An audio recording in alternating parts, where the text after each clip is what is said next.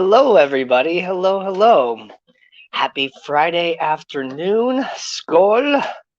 Let's see. Who do I got here already? Let's see. I got Patty. I got Elizabeth, Mr. Manifesto, and S. Hey, how's it going, everybody?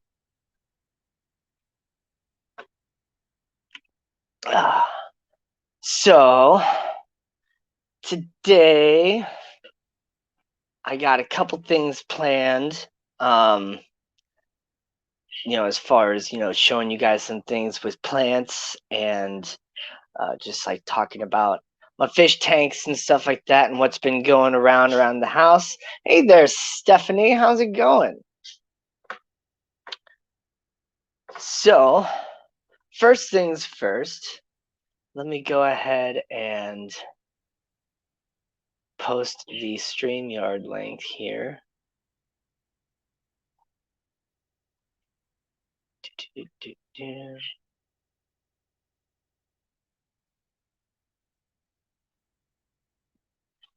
How's it going, Big Tank Hank? So I'm waiting for the StreamYard link to pop up. There it is on the YouTube side.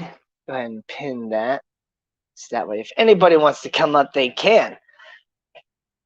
So today, one of the things that I'm going to show you guys how to do is how to propagate basil. Basil is like a super awesome plant, and the way you can think about it is just like a stem plant in your aquatic tank or your aquarium, I mean. So it's pretty cool. I'll show you guys how to do that here in a little bit. How's it going, Bruiser, George? Everybody. It's a beautiful day. Like, I don't know about how it is around the rest of the world, but here in St. Louis, Missouri, it's absolutely gorgeous outside. It's like the perfect temperature out there. The sun is shining. There's like barely any clouds in the sky, but you can still see clouds. And honestly, I love seeing a little bit of clouds here and there. It lets you know that, the sky's, I don't know, just a solid blue sky just looks weird. There's no contrast to it. So I like a little bit of clouds. How's it going, Tree77? Jenny Lynn, Peplin Aquatics. Thanks, everybody, for popping in now. I say I'm up to 14 viewers now. That's pretty cool. Anybody wants to pop up and join the stream, please do. Especially, Jason, you're a great co-host. If you wanted to pop up and show your tanks, it's great. Main thing is I know there's going to be a few kids watching this time, so if anybody could just please watch your language when you come up, that'd be great. But let me go ahead and kind of show you guys how to propagate basil. So I'm going to take you guys out to my garden here. Now I just watered my garden. Oh, first I need to grab one thing. There we go. So I just watered my garden before the stream. Wanted to make sure everything was good and ready to go. Didn't want to have to do any hard work once the stream started. It's a little windy again today. It feels great. So there's some weird feedback. Just deal with it. So I'm going to flip the camera around here. How's it going, Ricky?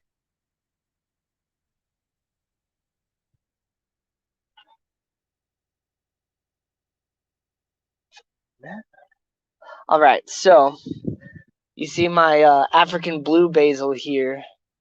The stalks are getting kind of long. It's bending over and stuff. So I want to fix that. We already got some new growth down here at the bottom, which is great. It's starting to grow vertical. It grows just like an aquatic stem plant. So what I'm going to do is I'm just going to take my little pruning shears here. And when I say little, I do mean little. And I'm just going to, trim off a couple pieces. Trim it down here. There. So now that's nice and trim. Now, with basil, this isn't necessary, but I'm going to do it anyway. So let me set down the camera here. Okay.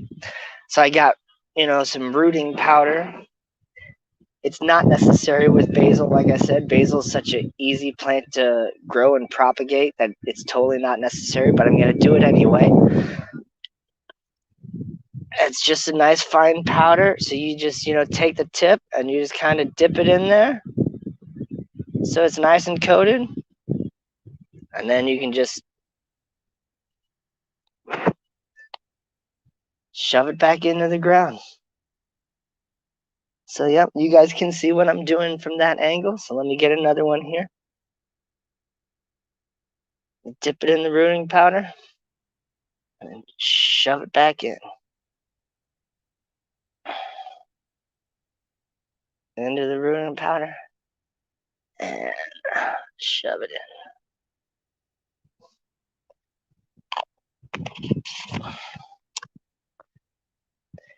So now that basil is going to spread out and be more bushy. I'm going to get more growth from these vertical, lateral, side pieces and stuff that are growing from the other leaves and branches.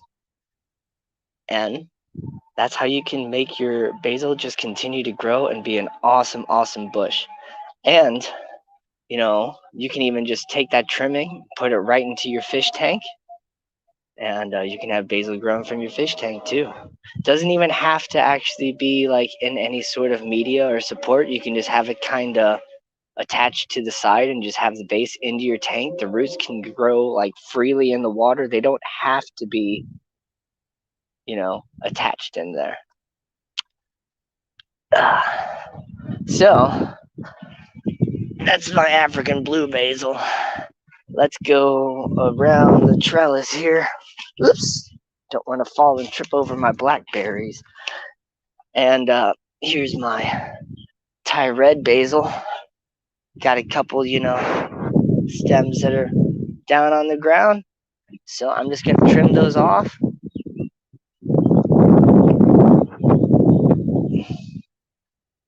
I'll just leave that one. Gonna go ahead and dip and shove.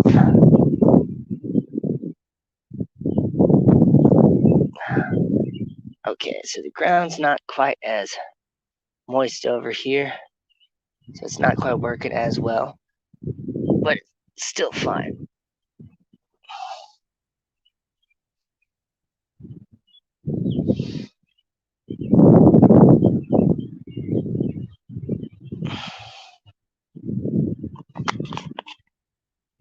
All right.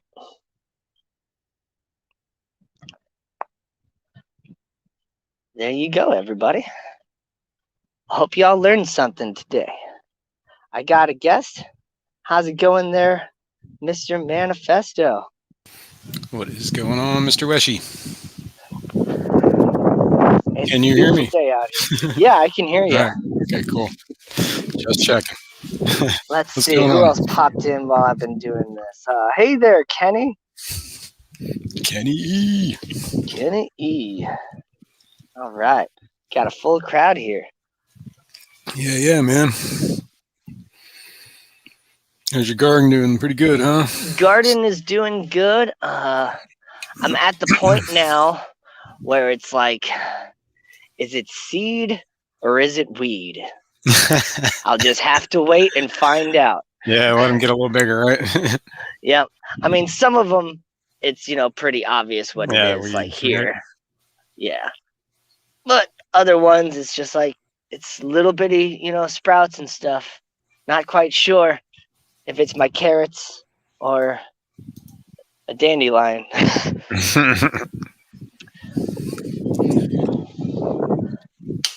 Oh, how long do those The carrots take, usually? honestly, I'm not sure. Oops. I haven't done a whole lot with timing them out and doing research on germination of different stuff. I was more worried about the the hot peppers because they require certain things. I've never Yeah. had an issue growing carrots or anything like that, so I never had to do research on them. I was just curious how long they take from seed to, till you're eating them. I mean, you could eat them probably, you know, when the plant is probably, so the plant is basically symbolic of how big your carrot is for the Yeah, like most part. what's above the ground is pretty much what equals Right. below the ground. Yeah. So like this is time. But if that was about, how tall your carrot plant was, think your carrot's gonna be, like one Yeah, of those little baby carrots. But it's nub. gonna be, thin. It's gonna be like really skinny too. It's not gonna be like a short nub or anything like that. So you want to give it plenty of time for, the plant to get, probably about the size of this Right. Okay. Trinidad scorpion plant. And once it's, that big, you got a good full size carrot in there. That's the So pepper plant. probably about 100 days. Okay. Maybe not quite that long. Yeah. I know some of those rooting plants like radishes, they only take like a month and then you can eat that radish. Except then you got to eat radishes. Well, yeah. Right. So the little gooseberry shrub, I'm not sure if it's bouncing into life or not. It seems to be doing okay. These leaves aren't falling off, so that's all right. Cool. My apple mint from last year showed back up in this pot. So Dude, mint is like, I swear mint is a weed. I love mint. I got mint that's grown in a potter that I have with like some of my like bonsai like trees that are still in the soil. Yeah. Yeah, and it just takes over. Like every year I gotta like hack the thing like it gets wild. I have like Yeah. I have last year I had trash bags full of mint and I was trying to give it to people. You know what I mean? I'm no joke, like a trash bag full of mint is what I got out of that stupid thing. Yep. Like, So I have this, it was like a long planter just filled with mint, and now it's all just completely full, and I got it, spreading it's out spreading into all the around. yard. Stop now, All man. around. No, I love it. I love it. And so it's like every time I mow the lawn, my lawn smells like a York peppermint patty. Yeah, that's true. If you're mowing it down, then yeah. Mine's Yeah, kind of it's like in a pretty place I great. can't mow, so. Oh, yeah. Well, in that case, yeah, hack it down. Put it in your fish tank and stuff, too. It does a That's really not a good bad job. idea. That's actually not a bad idea, Danny. I got some what is it called? Wandering Jew, I think is the name of the plant. I have that Yeah, growing in there's my a fish couple tank. different of those like creeping style vine plants. There's creeping Jenny, there's creeping Jew, Yeah. there's creeping Whatever thyme. that. But yeah, that wandering one, whatever. It's kind Or of yeah, taking. wandering Jew. Yeah, whatever. It's just taking a while to kind of get going because the fish in there keep pecking at the roots as they grow. Oh yeah. Yeah, so I always try and start them outside the fish tank in like a cup until the roots get to a certain size and then introduce it into the fish tank. It's a good idea. I'd try that. Put it I mean, in this like stuff your grows like window in a little crazy cup. too. Yeah. Like the only reason I had it, like, I brought some plants in from the winter, and they were like, I had one thing that all right, back in when COVID started, that plant was at the office, so I took the plant because I'm like, this is gonna die. Nobody's gonna water this thing in a year. You know what I mean? So I took the plant home and I just stuck it outside, and it just started spreading, and it got into like a couple other pots. So now I have like three pots of this stuff. And now I was just trying to figure out what to do with it, so I just started sticking it in fish tanks. Yep. I like sticking everything in the fish tank, man. That's. Well, I got this corner growing over here everything in the fish tank. Here, what the heck? I can show you guys. I got a camera.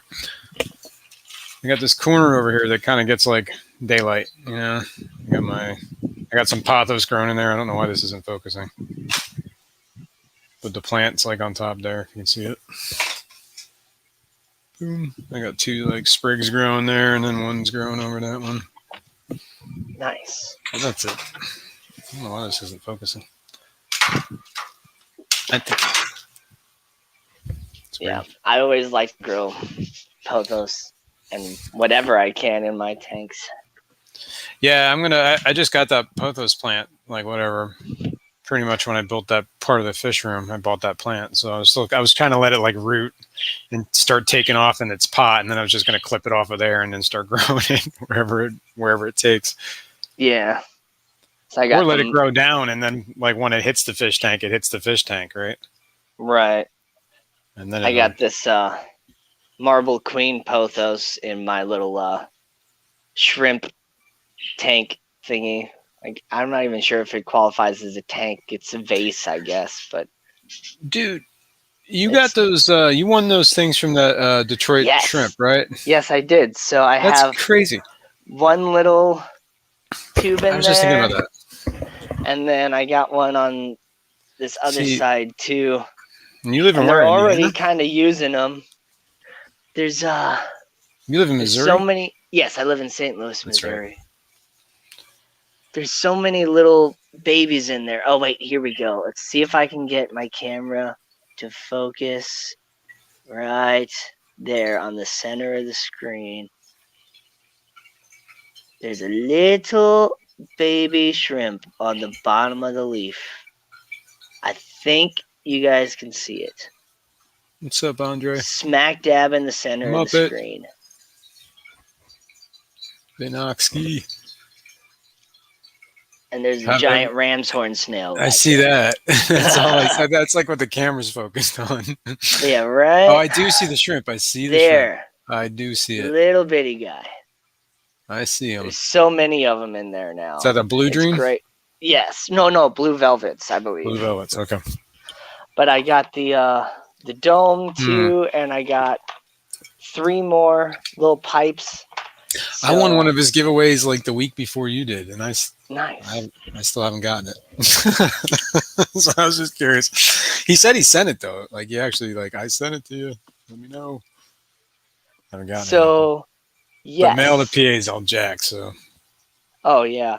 But I'm gonna be using these in another tank because when these guys start, really populating this up, I'm gonna be taking some out and putting them into another tank to get like a really big population of them and really get started on my Spider-Man shrimp breeding project. But Jenny asked if I have stuck a mint in a tank. I have stuck a mint in a tank before, and it did all right for a while. But I didn't have it in the right spot. I had it like up here, like in the filter, and so it wasn't doing very good. But here's basil, at least, that I have just growing in the tank. And if we go, underwater, you can see it's got so many roots in there.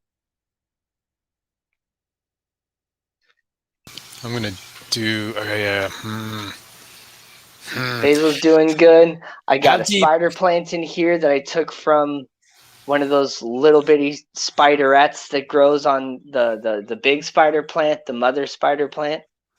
Just shoved it in there and it started growing. And then this pothos I have in, the clay leca as well. And I just have that attached to the piece of wood in the tank and have that going around. It's starting to grow up. So let's push it down a little bit. There we go. Nice. Cool. Yeah. I'm gonna try to have it grow all the way around the rim of the tank eventually. Yeah, so that gave me some ideas about those roots under the water there. And I've been working on an idea about this thing. I've been talking with Chewy about it too. Lunatic Fringe.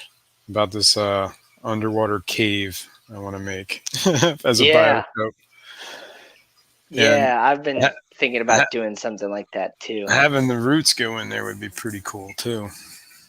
So I gotta figure out how to incorporate that. That'd be kind of wild. Hey there, Hannah. How you doing?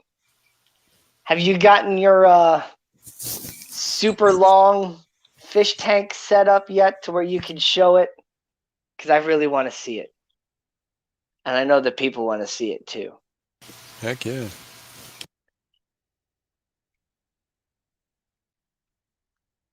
yeah, just root under the water. But when it comes to the basil or the mint or whatever, like pretty much whatever you put under the water is going to kind of start spreading roots.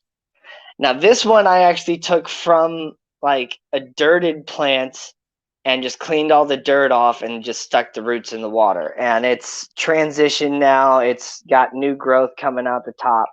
So it's doing good. But like what I did with the basil, hey there, Father Fish. Really awesome to see you here. What I did with the basil out in the garden, as far as just, cutting it, you can take that trimming and you can stick that directly into the fish tank. But, if you have, picky sort of fish, like Jason said, you can, they'll just like pick at the roots and kind of keep them from growing. So what you can kind of do, I'll show you guys over here. Well, just that whole clay pot. Like you got those clay balls, right? Those Yeah, whatever the clay media. Leco balls. Yeah. Yeah, that probably would help alone, just because give it a Right. little bit of room for the roots So to spread in out. this cut up Gatorade bottle, I have some Leca balls down there, and I just dump like old fish tank water in there. And I have this pothos kind of semi started for, whenever I get another fish tank going, I can just, pretty much pull it out of there and get it set up in another fish tank. But this is an elderberry plant right here that I just cut off, and you can just stick it in the water here in this little cup and just stick it on your windowsill. And if you look, let me get my tripod here we go. So if you look really close right there, those little white spots on the stem are the starts of roots. Yeah, right. So it's going to take them a little bit to really start, getting like long roots. But once you get those roots, and they're like really visible and kind of more flowy and stuff, that's when you can, put it directly into your fish tank. Now, I'm not going to put this elderberry into my fish tank because I don't think it'll, be supported in their long term. I'm going to put it out in my yard.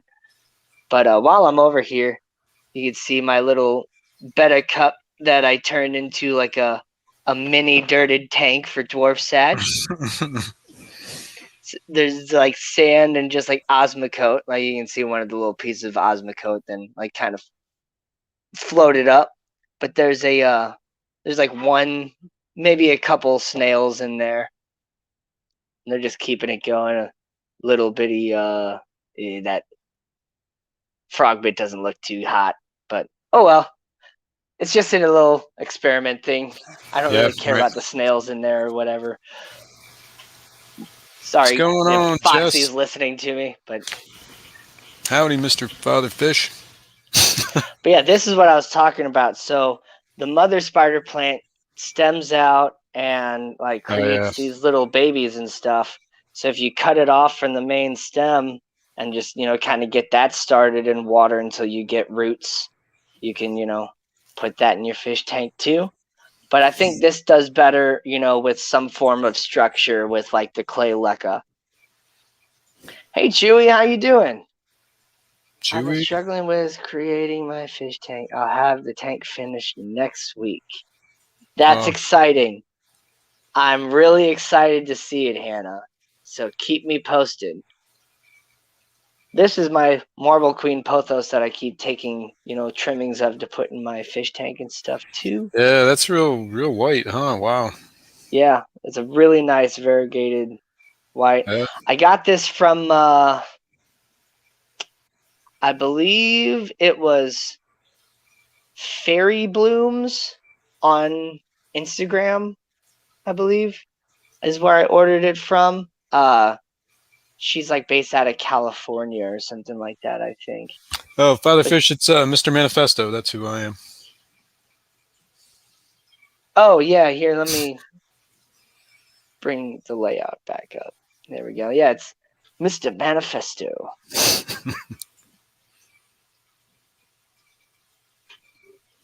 Swampy Acres. Ah, Blind Cave Catfish. Nice. Hey there, Tom. Yes, Yes, a variegated pothos, a marble queen pothos is what it's called. And yeah, when you cool. give it really nice, bright, indirect sunlight from a window, it gets really, really nice white. It does kind of get some darker green if it gets in more of a low light setting, though. But even, like this is a philodendron here, and I don't even think it was supposed to be variegated. But when you put it in the sun where it gets the bright light, it does kind of Yeah, naturally get some variegation. that's cool. That's what's great about some of these, all these tropical plants and stuff. It's when you kind of stress them out a little bit. That's when they get these really cool colors. I just wish it would get warmer out here, man, so I can put some of my plants back outside because they're really suffering. Yeah. Oh man. Yeah. Talk about it. Look at my succulent here, all stretched out. Nah, I just stuck mine out. My jade plants. I have these jade plants that I've had for like forever. They're huge, and I every love winter jade. it looks like I feel like they're gonna die every winter because they're just whatever starving for light. Yeah. Yeah. Jade is a good plant to put like right at your front door because it kind of blocks out negative energy, and that's what the native people did with jade plants and stuff was Well, block I put it. block Well, energy with in front of their doors. that's interesting. I didn't know that. But I guess I use it at the entrance of my door. It's not the front door, but it's the door I use Well, all there the you go, time. the entrance. Yeah, perfect. Yeah, I even have the That's cool. So Leica, and I just have it with it's those little command hooks holding the potted, like the little aquatic pot up, and then I just have the command hooks oh super yeah. glued to the side. Oh, so yeah. Okay, so you're not using the adhesive thing. You're just using the hook. No, I'm using the aquatic safe like super glue. Yeah, and then just gluing the hook. That's cool. Yeah, Yeah, and I got a ton of that. this one's doing all right. Like that tie wire for the like bonsai plants. Like it's like what is it, annealed or whatever the heck it is? It's like a coating on it or something. It's not just plain copper. I don't Yeah, remember what it is. But you can make like a little like what do you call it?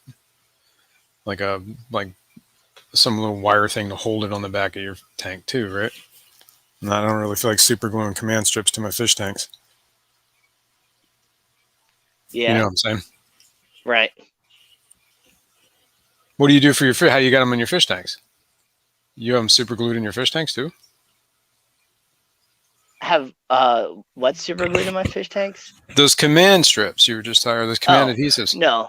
No, I just have them in this one in my little indoor planter pot thing. Oh, I see.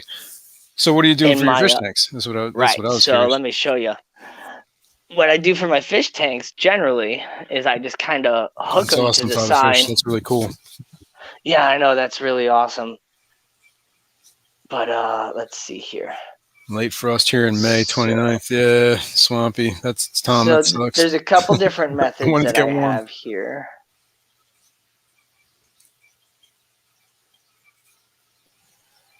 I didn't want to mute myself. I wanted to go solo layout here. So with this one, Yeah, that's I exactly what I just was just used that talking about. wire, Yeah, like you said, with that coated, like that rubber coated copper wire yeah, or yeah, whatever it is, yeah. Some sort of. and just have it like hooked onto the side there. Okay, yeah, that's exactly what. Yeah, okay, cool, perfect. I even have those pots. I think those are just from old Yeah, like buying a whatever aquarium yeah. plants. The Yeah, the old aquarium plant I might have pots. bigger ones I actually just too, hold on to them. because I got some bigger ones from like aquatic And baskets. I this guess. one here, I actually just took a plant weight and like wedged it through there and Is just that a kind of gourami? wrapped it onto the piece of wood. You can Yeah, see it from was. under. It was cool. I Hi, could see your fishy. gourami from above. That was pretty cool when you were up there. Oh yeah. Yeah, those roots are cool. That looks really cool. Oh I yeah, like and the that look. roots go all the way down, and then I brought that one root here up Yeah, around that into the wood and stuff. yeah, awesome. See if I can get it from the side. I'm getting a little bit of an echo. Okay. I don't know. Is it me? I Huh. don't think so. I'm only hearing myself. Oh, maybe, I don't know. It's Yeah, kind of gone now. I don't think it's coming through, so I'm not hearing Okay. any. All right. Well, that's good. Hey, Jess. Hey, Andre. Everybody popping in here. Patty's using those Yeah. command hooks for everything. That's cool. Yeah, the Grammy from above. Yeah, that looks really cool, man. That is cool. I like that. I like that look. Little pond, kind of. Yeah. It's on that metal tank that you get, stand that you get from Petco. Oh And yeah. so it sits, Is that a 40 breeder? it's a 40 breeder. It sits a Sweet. little on the lower side. And then I'm like 5'10", so Yeah. Oh, that's on the same height. yeah, I like having the ability to look down at it. And I don't remember what the guy's name is right now, and I'm sure Chewy's about to pop in with his name here any second as soon as I talk about it. But he's got like a really nice, like he stopped doing fish tanks and just started doing like all like indoor ponds, and has like really big indoor ponds that are like deep substrate planted stuff. And he's like a super like long-term fish keeper, like father fish, but he like So we're does doing it all at indoor his house. And ponds. yeah, Hmm. like really awesome, like 200-gallon like indoor pond that you Yeah. just like walk up like this and you get the top view, and he just has it like filled with like platies and other stuff. And he's got a couple different ones, and he's like a big like plant and fish guy. That's And cool. I'm waiting for Chewy to pop in with his name, because I know he knows who I'm talking about. Yeah, I don't know um off the top of my head. I don't know if I know that channel either. So. he's not, I don't think he really well, no, he does have a small like YouTube channel, but Oh, I gotcha. I So don't. it's just like a guy that's doing this. Yeah, he's like a fish like planted tank like legend type of thing. Like I think he's from like Germany or something like that. Hmm. Yeah, Yeah, I can't think of it. those command hooks are great. Yeah, I have a bunch of little ones. I have to try that.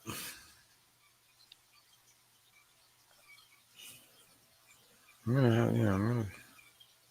I haven't seen no, it's not George Farmer. He's an old guy. Old guy. Um Skipper's not watching yet, but he said he was interested in some of my Java ferns, so I have this chunk pulled aside sitting in the net, trying to figure out the whole like logistics, how All right, much here. like shipping is and how much I want to charge for it. So Yeah, how are you planning on doing your shipping? You're just gonna put it in a big bag and with like some air. I'm gonna, the way I plan to do it is kind of how stuff has been shipped to me. So just get, Yeah. those nice paper towels. Oh, there's Skipper. Perfect. Speak of the devil, Skipper. Java Fern. You said you wanted it, right? Well, I have some pulled aside for you. I'm not sure if you want that whole chunk or not, but I was thinking, I think shipping is like roughly like $8 or $9 probably. So like I was thinking like $15 for the plant and shipping and all that. If you think that's cool, like email me some like your shipping information and stuff, and I'll email you my PayPal and we can get started on it. But the way that I planned on shipping it was to get like one of those like gallon plastic bags, the Ziploc type bags, and some really nice like those thick like Viva paper towels. Yeah. Just get the paper towel moist in like fish tank water, and just lightly wrap the Java fern up, put it in the baggie to hold the moisture in, and then just put it in a box and ship it. It should be fine. I don't think anybody's gonna get freezing temperatures anytime soon. I don't think I have to put a heat pack in there, and Java fern's pretty darn hardy, so should be fine. Charles Clapsaddle. That might be it. Hmm. That might be the guy's name.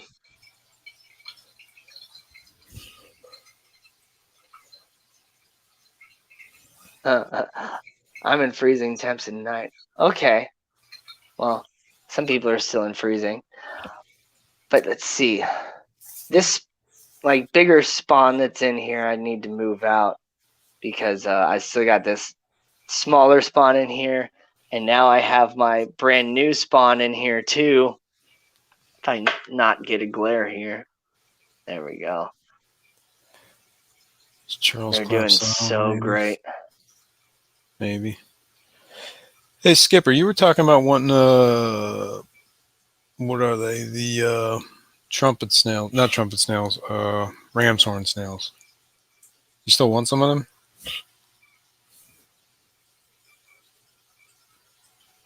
Oh, whatever. It is. Because I'm emptying out a tank right now, and there's a ton of them. I'm getting ready Foil to envelopes. reset it. I could do foil envelopes. I was don't gonna think say- it's oh, I was gonna really say- necessary though. Shop towels. You can use shop towels too. You can get them at like a hardware store. Yeah. They're kind of like those thick paper towels you're talking about. Right. I think Viva paper towels are pretty darn good. So I don't know that brand. That's why. oh, that's the brand that I like use all the time, and their motto or whatever. Like I don't watch TV anymore, but their motto like 4 years ago or whatever was like, "We're tough even when wet." You know, they're like the paper towel that's like almost a washcloth that you can like you can soak it up and you can scrub everything down with it and it doesn't like tear or anything like that. Yeah, shop towels are good. I'm sure it's probably the same exact thing as those Viva type towels. Actually, it is. No, I know what you're talking about now with those shop towels.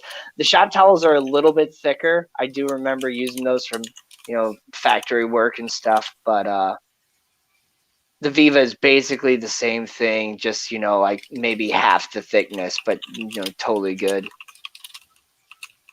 Mid-40s Right. overnight? Yeah. Well, I think Skipper is down in Tennessee, isn't he? Right? So No, I don't Skipper's think in PA. Skipper's Skipper's in in PA. Pennsylvania. Yeah, so is Tom. So am I. Okay. We're the PA Fish Mafia, man. Are you guys in like freezing temps at all? No, we haven't had a freeze in a while, but we're in the 40s like every night. Like where I'm Okay. at, it's like been in like low 40s. I'm Oh, sure maybe I where will Tom's ship it at's with one probably of those little heat sure. packs. Yeah, I don't know how Skipper's weather is, but I think where Tom's at's probably it might get close to freezing every some nights. Okay. Because Since he's a little. everybody's talking about Charles Clapsaddle now I have to look this guy up That's an and awesome see if name. he's who I'm talking about. Let me flip my camera. There we go. Skipper's 5 hours from you? Holy cow. 5 hours? Yeah. I just still like. I don't think it'll be that much, but let's see. Charles Clapsaddle. Yeah, he's out. He's probably like 3 hours from me or something like that. And I think Tom's like an hour and a half. No, not that guy. Tom gets The frost guy every I'm night. talking about is like bald and wears like glasses. What's It's up, like Patrick really Hardy? old, has a little bit of like an accent, whether it be like German or Norwegian. I don't know. Like I cannot remember. Indoor pond.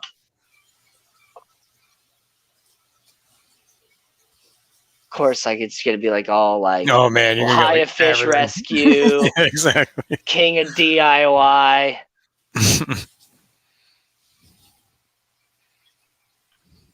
Legend. Oh, of course. Man.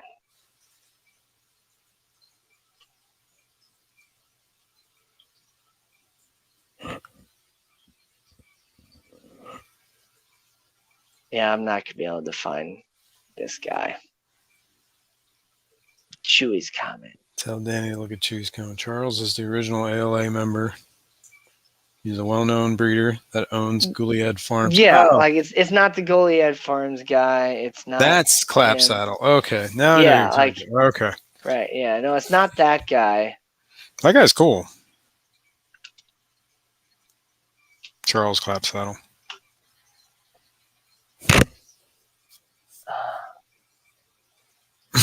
Andre's upset because he wants to know. I know. I want to know too. Do it for Andre, man. I'm trying. I'm trying here. You know, you got to like sort through all the algorithm, get past all these darn kids, even though you search like old guy. Tom, we need to hash out something for that whole History here. trade we're gonna do. I'll get with you. Are you live tonight, Tom? I think you are, right? Do you have Swampy Acres have a live stream tonight? I know they had one last night. I think they had one Saturday too. All right. He's looking for Skipper. He's looking for a guy who was like an old guy who does indoor ponds. He's like a really old guy that has been like breeding fish and doing plants and stuff like that for a really long time, to where like I watched a video and he even said like I just got tired of the old fish tank style, to where I just like started doing like all indoor ponds. And so he's got this really cool like house aquarium set up, and I think it might have been like Corey from Aquarium Co-op like filmed inside his house and was like talking to him or something like that. Like I'm looking through my like YouTube history now. I feel like this is going to be the best way to do it, even though it's going to take a long time to scroll through, because I probably watched this like 3 years a ago. long time ago. I'm trying to think of like now. He says it was a Corey Aquarium Co-op video. I might have seen it. Probably is what I'm thinking. Like it Old wasn't dude, him. pond guy. It was like I don't think he has a YouTube channel. Yeah, it was somebody did a tour of his room. But somebody did a tour of his house. This guy is like an old school legend. Did he have like fish tanks stacked on top of fish tanks, like around, like in corners of the room? Like maybe. Or was it more organized than that? Oh, it was definitely more organized. Like everything was super beautiful. Like he had lids on his indoor ponds and everything. Okay. Like there was that Rusty Russell one too, but he wasn't that old of a guy. Oh gosh, I'm not even like making a dent into my watch history. Yeah, you're not even into yesterday. Search let me go indoor pond in my watch history. Here we go. This might help narrow it down. No. Let's see. Legendary fish. Sorry to hear that, man. Said he had a EMG today and took a pain pill. Oh man, that's no fun, man. Yeah, I'll send it to you. I'm gonna send it to you. Here we go.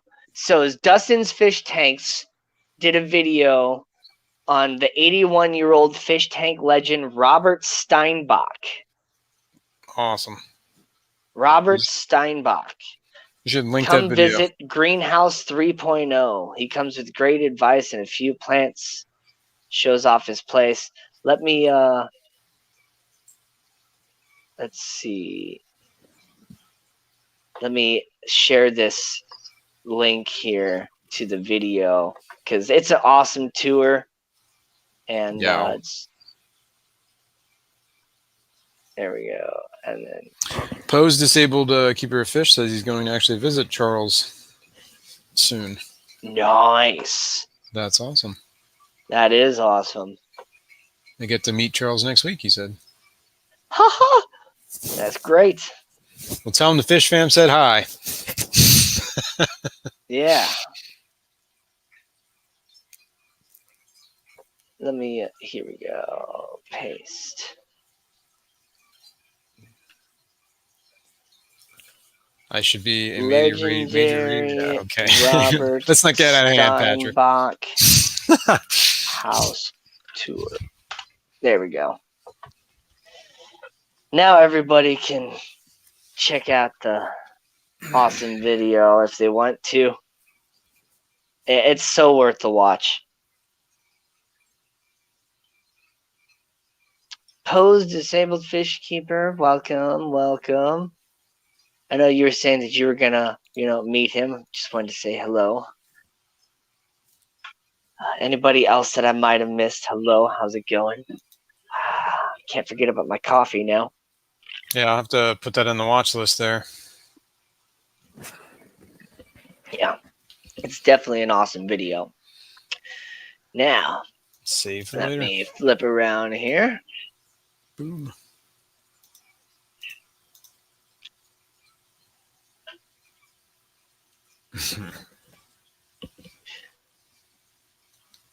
This one's doing so awesome. I think it finally recovered from all the algae and stuff and has rebalanced itself from the loss of CO2. Yeah. What's interesting is like the stem plants look really good, but they're like not even in the ground right now.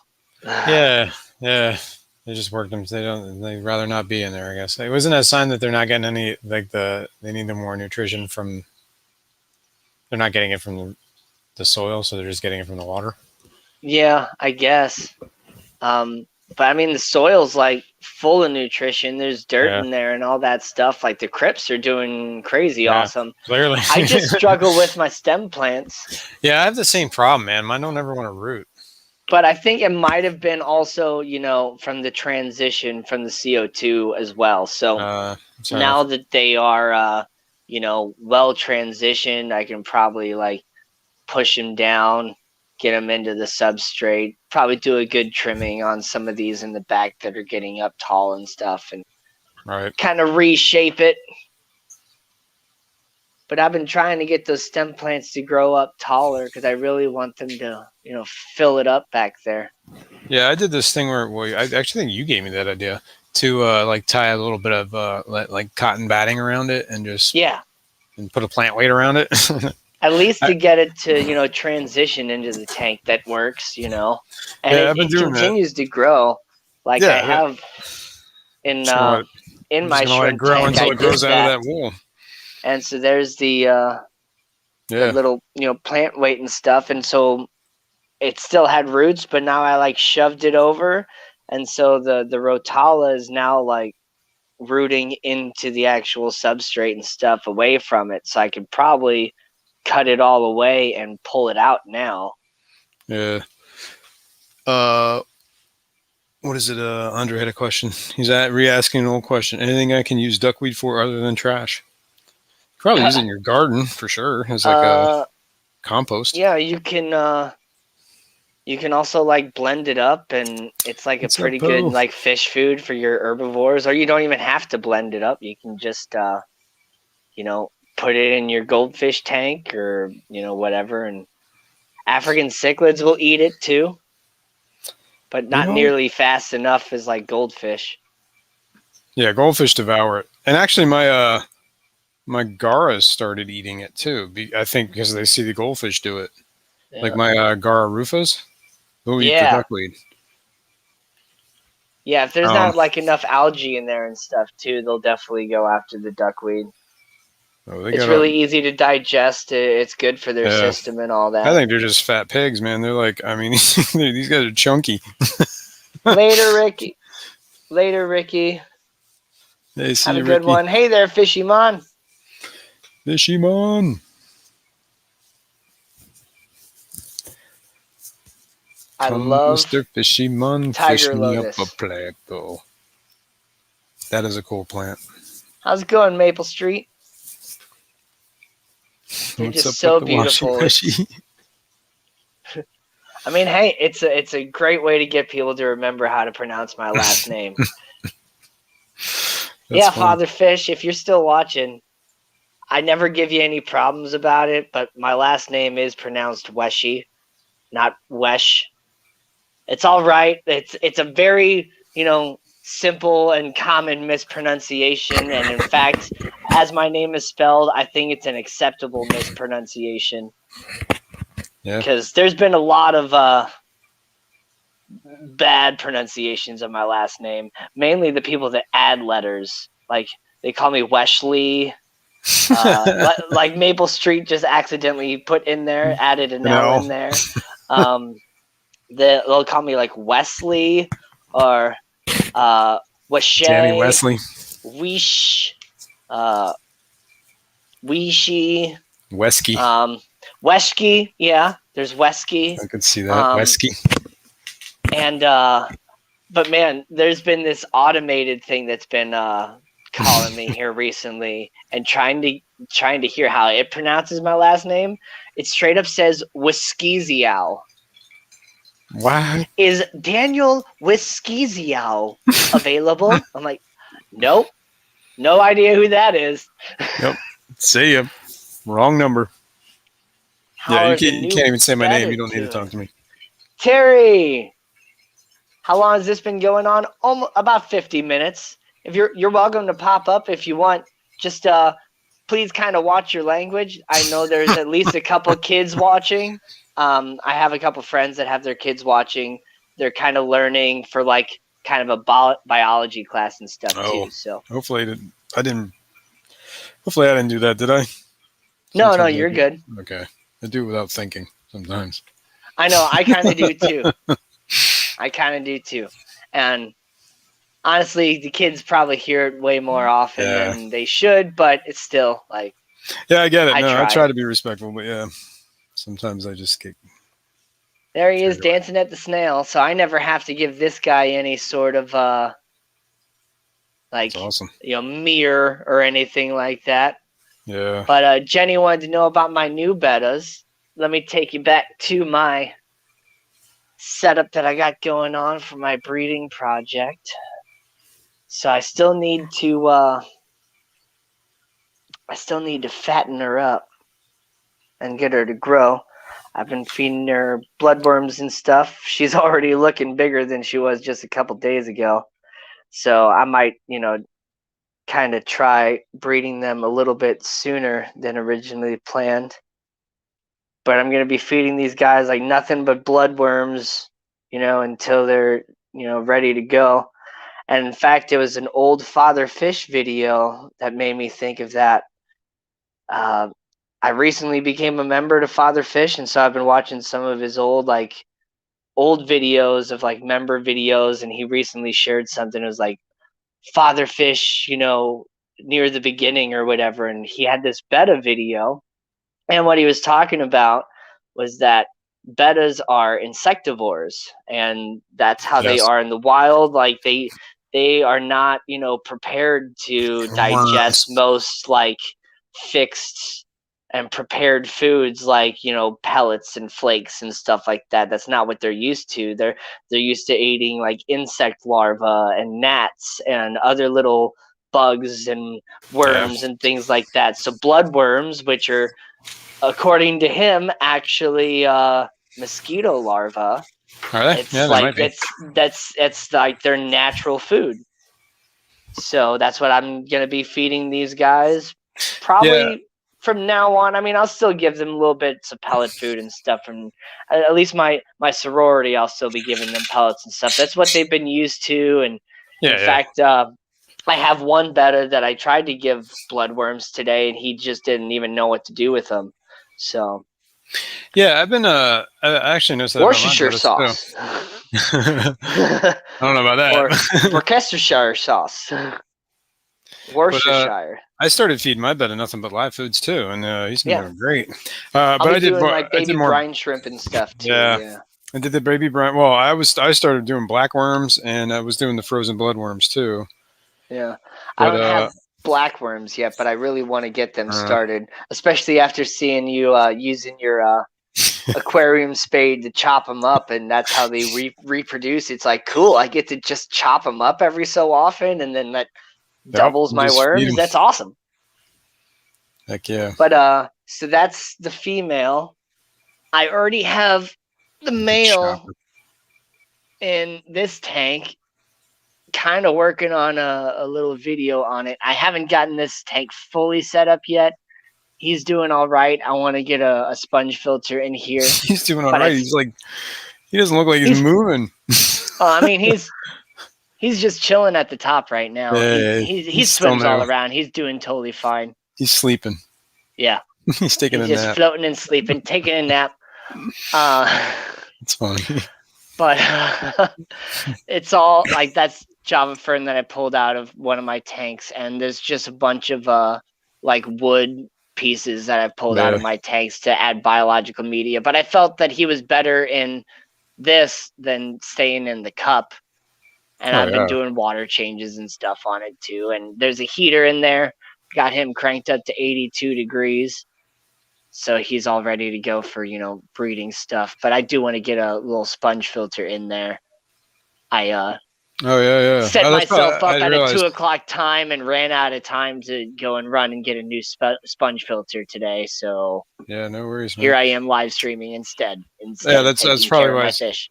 That makes more sense because you don't have an air stone going in there, so he's probably hanging at the top for some air. Yeah, I mean he was down at the bottom earlier, so this is actually the first time I've seen him hanging around at the top. So he's probably just taking a nap, chilling underneath that little piece of frog bit. Yeah, he's swimming around fresher. Now. There we go. With the water. If I put a mirror in front of him, he'll dance around. Oh, this copper one's Jenny. I like him. That was when my last one was Ishmael. He was great. I loved him. He was cool. Locally, that's a relative term. Like I've said a couple times, like I can't get a lot of the cool fish stuff completely locally, but I have my not so local fish store that's about 45 minutes away that has like 300 fish tanks and a whole bunch of different equipment, and they do have like Aquatop brand sponge filters there. So it's pretty nice though. I only have used like a sponge filter like one time before, and I'm still using it now. It's in my aqua garden here where I got all my mollies. I'm not feeding any of these mollies at all. They're just eating the fungus that's growing from my not properly capped, dirted tank. But they're really working it down now. Yeah, that's awesome, Jenny. And they're doing great. In fact, there's like a little bit of like, it looks like some breeding action going on. Yeah, right. Now that I got a male in there with my fat female.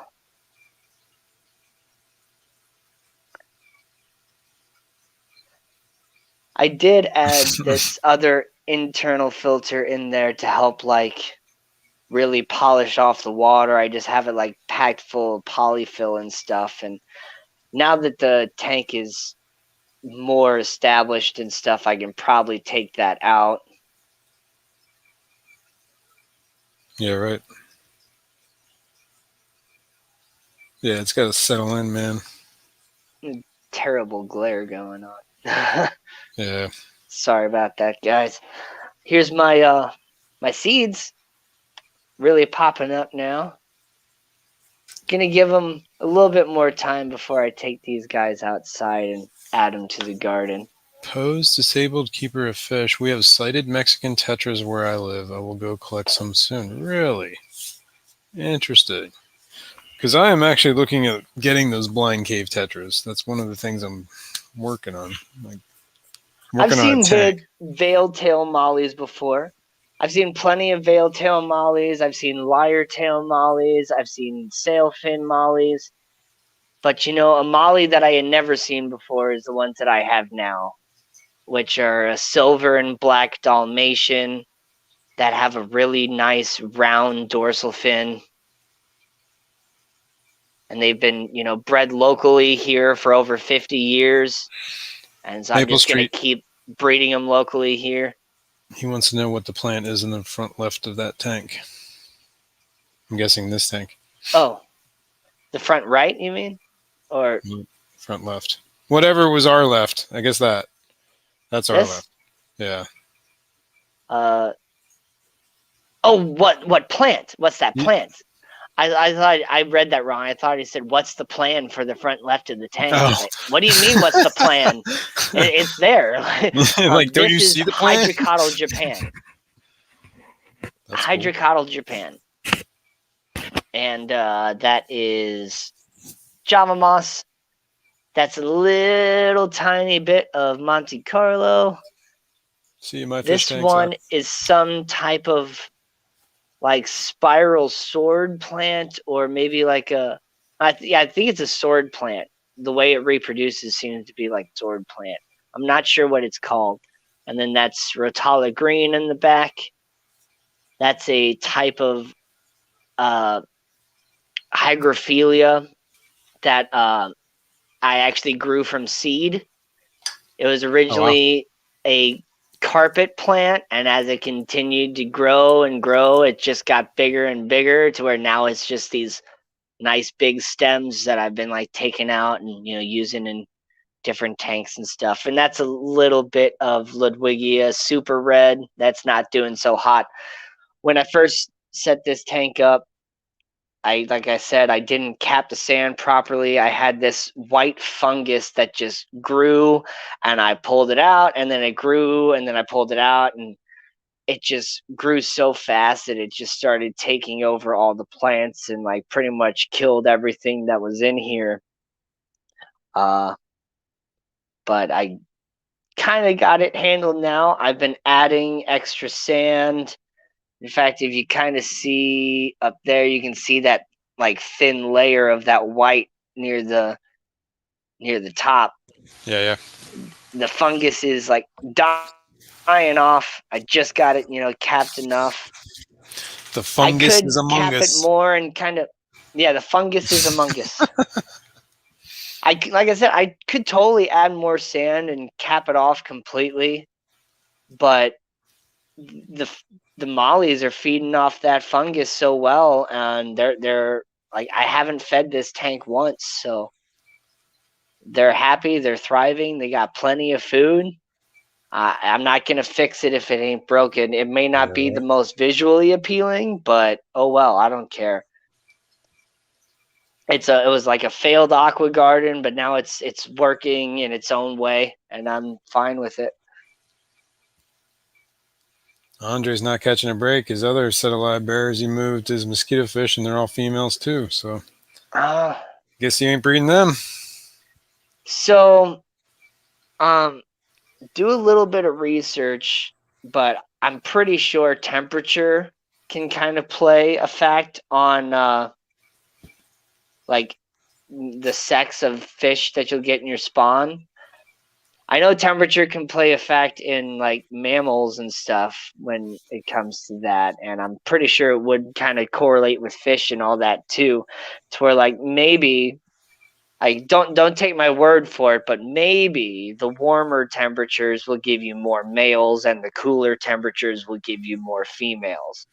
And the only reason I say that way is because I tend to run my tanks on the cooler side versus up into the 80s, and I tend to get more females as well. So maybe.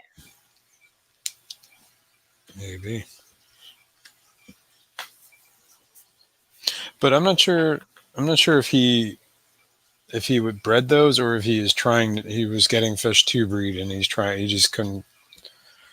So I think he got them as fry and was raising them up, hoping that he would get a mix. Oh yeah, that happens. I'm not entirely sure.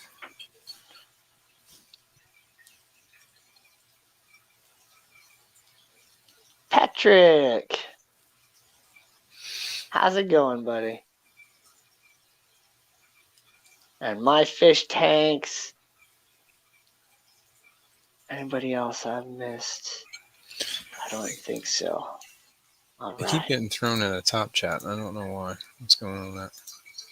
These aren't bred yet. I got 10 of each from the local fish store, and they're now actually sexing. And they're all sexing female? That sucks. You might get some some late bloomers in there. Yeah, there might know? be some sleepers in there. You know what I mean? They try to stay hidden for as long as possible. It's a Yeah. protective measure. I know endlers will do that too. They'll try and hide, like their colors will be suppressed for a while until they can't suppress it. So I have bulbitis fern like glued all over different areas of this wood, and it's like really starting to actually like grow and do its thing.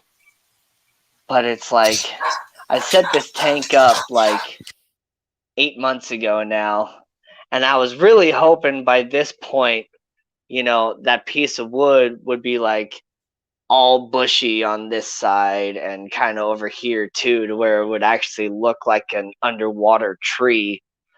But the bulbitis fern just grows so slow. Such a slow growing plant. Like, it's annoying, but I just got to be patient with it. And I've thought about maybe introducing like CO2 into this tank, but like that might throw everything off too. So I'm just going to keep it as it is.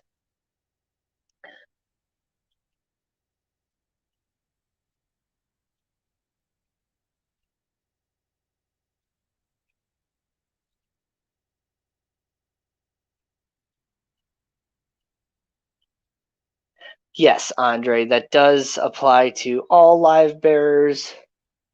At least as far as I know, like there might be one or two live bearers out there, like that one like killifish or not a killifish thing that is a live bearer, but I know like platies, swordtails, mollies, guppies, variatus, they all have that. I believe it's called a peduncle if it's a male.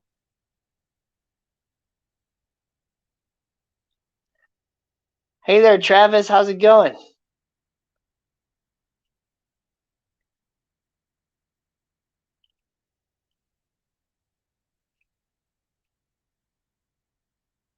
Oh, hello there, Mr. Platinum White Betta.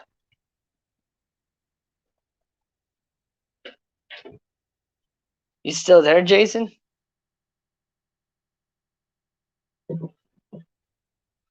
Huh. He might have walked away for a second. Because he doesn't seem to be marked muted. Anableps and several of your other... Oh, it's called an anableps? Oh, no. That's a fish, isn't it? Yeah, anableps is a type of fish. That's right. Goodieads. Okay. I said, I'm sure there was certain types of fish. There you are. I had to return. Sorry. Just got a package, so I had to grab it. Oh, cool. What'd you get? I got a replacement pump for my sump because it started making this weird squeaking noise, and it's driving me nuts. Oh, okay. I was just looking at your platinum white betta and stuff. Yeah. He's pretty cool. Peduncle is where the body meets the caudal fin. Oh, okay. You're a peduncle, Terry. So, I'm sure Terry. I'm sure you know what is the name of that. Where did he go? The sex organ of a male. Like a male guppy or whatever. The pointy anal fin. What is it called? The gonopodium. Is that what you're talking about? Gonopodium? Oh. Gonopodium. Or That's gonopodium. Yeah, gonopodium. Okay. I believe that's what it's called. Coleanths. Yeah, all right. The coleanth was a live-bearing fish? Holy cow, I didn't know that. Is that the one, the coelacanth or whatever they call it? Yeah, coelacanth, whatever. I always call them coelacanths, but yeah, same idea. I might have always called it a coelacanth as well. Pedunk. Pedunkadunk. Fisher and tour. Yeah, I gotta fix my camera first.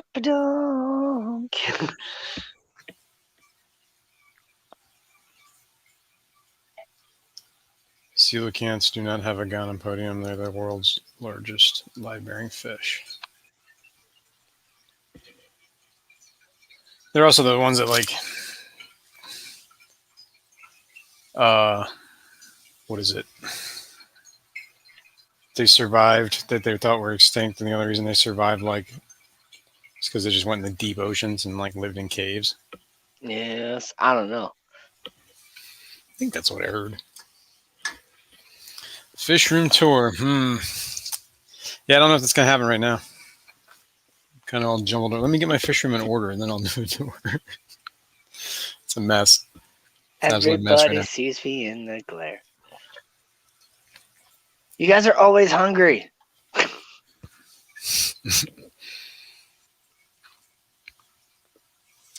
I've heard that, Andre, that the gonopodium can become too fancy so that males can't breed. And I've heard that you can do like, well, you have to cut it on some. Ooh, man, I don't know if I would ever actually cut it. That just sounds wrong to me. Yeah. But I have heard of, I don't know if it's actually true or not, but I have heard that, like, yeah, some of those fancy guppies that get like that really long, extravagant one, like it basically keeps them from being able to get close enough to actually function. Or it just gets it gets like too much of like a, I don't know. I'm not going to use this term because this is a daytime show. But just there's extra finnage around it or whatever you want to call it. I don't know. Yeah. And large gonopodiums are detrimental. Too much foreskin. Yeah, there you go. I'll let you say it. It's your show. Right. It's a proper scientific term. True. I don't know if we're going to gonopodium if it is. No. I'm making the comparison, I guess. There's Terry. It's here to school us all. How's it going, Terry? Pretty good. What's up, Terry? It's also true with a prime example is the leertail swordtails. Oh, doggone it. Hold on a minute. Oh, yeah, the lyre-tail swordtails where it gets, too long, too. Yeah. Correct. The only way to breed them is you have to take a normal swordtail, a normal male swordtail, mate that with a leertail female, and then work it that way. Yeah. Wasn't it, I think, was it Aquaballs was talking about this at one point? About you can clip them too? I think they were talking about guppies though. It might be possible. I've never tried it. I've never kept a guppy that was dysfunctional. Gosh, man. That just seems so wrong to me. Like, here, Mr. Fish, let me take you out of the water and cut your special place off. Just not off, just trim it down a bit. Let me help you function. Yeah, I feel about that. I also got these those stupid cheap digital thermometers. I didn't realize I was that addictive. Oh yeah. Oh, I was so mad that you were streaming when I was at work yesterday, and I didn't get a notification or anything. I was looking through like YouTube when I got home from work. Oh, that's didn't see you up until like right at the end. It's like, oh man. Yeah, that happens to me all the time, man. We did have a good time. That was a good time. Robert's hilarious, man. I did watch the beginning of the replay, at least, where you were like ranting about your guppies and stuff and about the long fins, and I'm sure you saw the comment I left. I read it. Yeah. It doesn't make them where they can't swim, but it probably slows them down just a little bit, same as, the long fin bettas can have problems swimming too, so.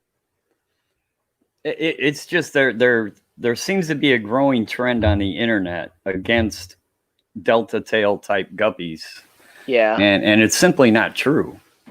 I don't think Jess snipped one. I think Jess was talking about snipping one or learning how to do it on her stream or something like that. I don't remember. I've never had to snip a tail on a guppy ever, or a gonopodium for that matter. Yeah, I think that's what we were talking about, the gonopodium. No, I just I don't think that want was to do her that. stream that we were talking about that on, because she was curious about it. Because there's a type of guppy that gets to that point. Yeah, all the ribbon tails are non-functional. Most of the delta tail types, they're generally functional. Uh-oh, where'd Gotcha. everybody go? No, I was Oh, going I'm to try. still here. I was Oh, going to I'm try and just get my camera changing focused. locations. For some reason, it doesn't want to focus on whatever. Like I can set the I can go in and manually set my focus, which is what I was thinking today. Dang wind. But for some reason, it won't unfocus it. Like if I close that program down and then start running something else, it won't go back to autofocus. I have to go back to the camera app and set it to autofocus again. oh, that sucks. So I don't know. Yeah, and I don't think I can do it while I'm in stream. I'll be right back. I hear some weird noises upstairs. I gotta go check on something. Okay. So I got, let me go full screen here. I got blueberries growing already. They don't look like blueberries right now, but that's what they look like when they first start growing from flower. Oh yeah, that's awesome. So the flower falls off right there, and then the base of the bud just starts to swell up and turns into a blueberry. So it's pretty cool. I need to clean this area up. There's a whole bunch of different weeds and little baby maple trees and stuff that are all started taking over in the area. Need to make it better so these blueberries get a lot more nutrients and stuff, not fighting with the weeds.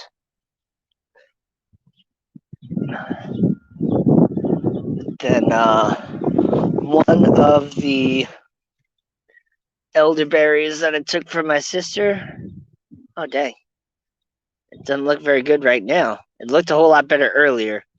Maybe it's because I watered it super heavy. Oh no, I didn't water this one. This one needs water. I will water that one here in a moment.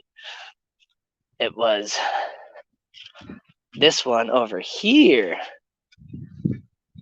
that is already recovering and starting to look good. So that's good. This main one, nice big one that I got, is still struggling, not doing so hot. I think, because it's so much larger and is actually like barked over, it's making the transition a little bit more difficult. Oh, Mr. Sorry. Manifesto accidentally dropped himself. Yeah, I got bumped. But I did fix the camera problem. So Okay, good. But yeah, I think it's gonna make it. I hope it's gonna make it. It should make it. It's gonna make it. Anyway.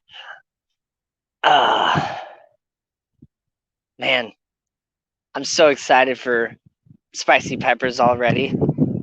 And yeah, I'm not sure if these flowers are gonna, stay on and actually start producing.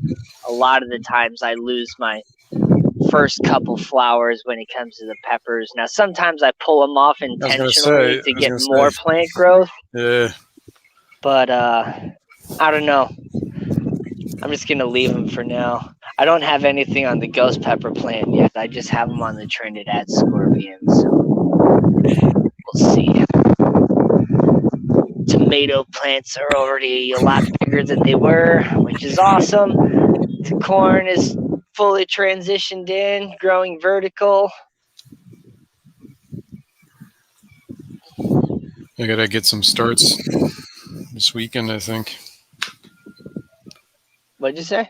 I gotta go get some plant starts. I haven't started. I didn't start any seeds this year. I just kind of whatever. Yeah, I think getting plant starts is one of the easiest and best ways to do it. This golden sage is so awesome. I can't wait till it gets nice and big. Hey there, Ray. How's it going? Probably just gonna get some habaneros, maybe some Thai peppers. Ooh, yeah. I like Thai peppers. Thai peppers are good. Great. I'm trying to get Rocco to send me some of his black cobra pepper seeds. Because I've been trying to find those. He's supposed to be sending me something with the Primo 7-pot pepper. It's supposed to be like one of those like ghost peppers, but tasty kind of things.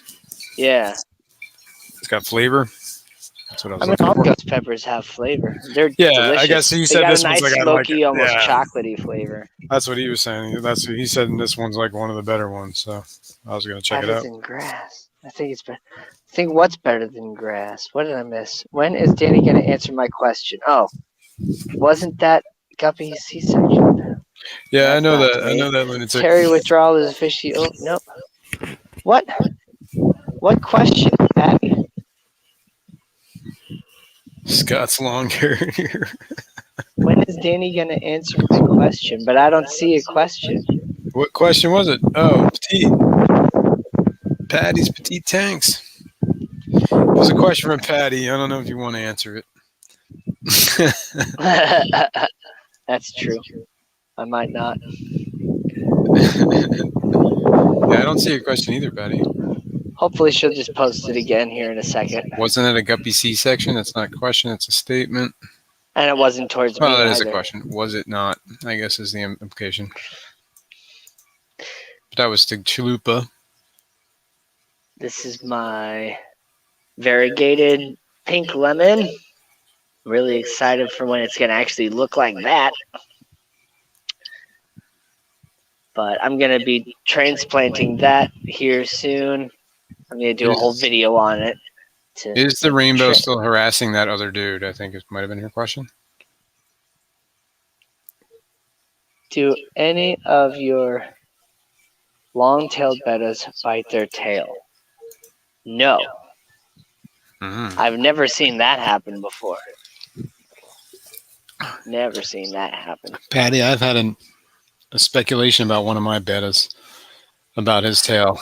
He's a longfin betta, and he's in this tank right here. But I don't know if he's around. Here, let me make it so we can see. Oh yeah. Let me get over there. That guy.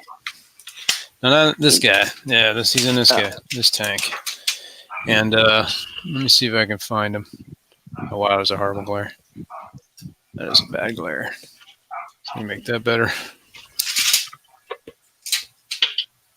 No, that's making it worse. Whatever, deal with it, people. No. All right. He's usually in here. But today he is not. No, watch, I'm gonna find him dead. Where you at, buddy? No, Ember Tetras. Yeah, Ember Tetras are in here. Is that you? I don't know where he is. Maybe he's not in there anymore. He jumped ship.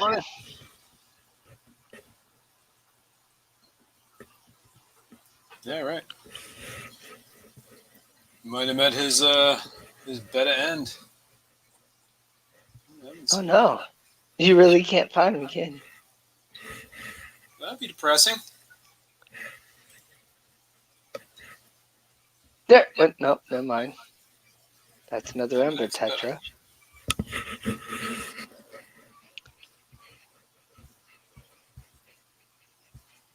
What? You know what? I'm breaking this tank down anyway, so. Hey, let's get this out. B, that is. I think that's a mystery snail. Know where to put him.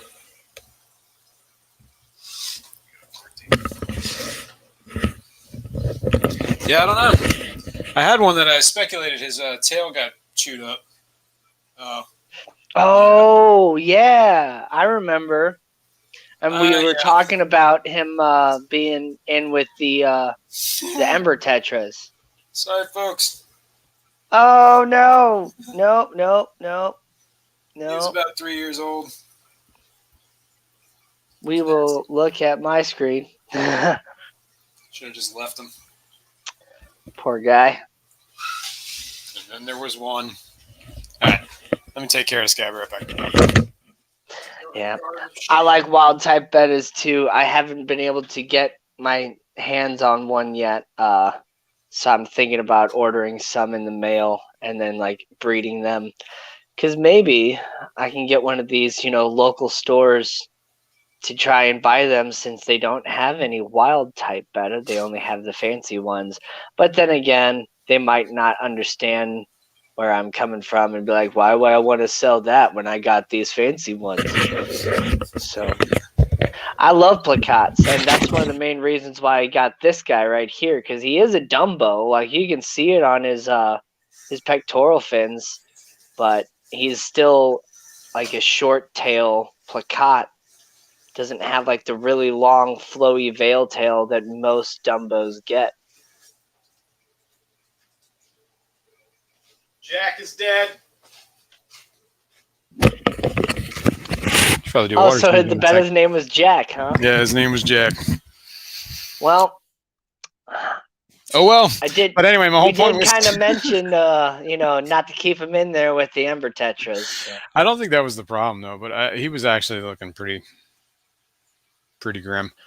Yeah, but the whole point of me showing that was I think he's been disabled for a while, and I wasn't sure if he broke his back or if he did that thing where he ate his his tail fin never grew beyond a point. It was always really short. All his other fins got long, but his tail fin always stayed really short. Yeah, I think he ate his or something. Yeah, but I think what it is, I think when he was like, I got him from Petco or whatever, he was just in that cup too long, and I think he ate his tail. Wow. You know what I mean? And I think he probably chewed it too short. Either that or he was just deformed to begin with, and that was his problem. You judge my dirty tank, man. Hey, Xanadu da do da day. Well, I guess I've been kind of thinking about getting, one of the alien bettas as well. Yeah, but everybody sees the green ones and you see the blue ones. I've actually seen, when I've done like some deep searches on the internet, I've seen pictures of red ones before that have that alien style look to them, and I really want to get my fingers on some of those. Or cool. Like they have like even like purpley looking ones too. So I think that'd be great. Yeah. No, he didn't. He should have, but he didn't. Anyway. No, I didn't have him alone. Yep, and now he's dead. I'm a horrible person. Thank you, Patty. This is one of my favorite views of the tank. A really nice close-up here. You can see like through the crypts. And sometimes we'll get lucky and he'll swim right up through the middle, but he's not going to do it this time.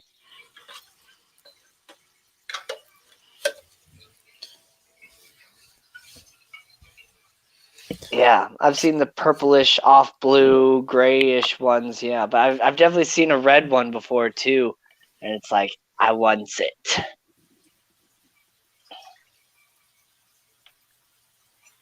Okay.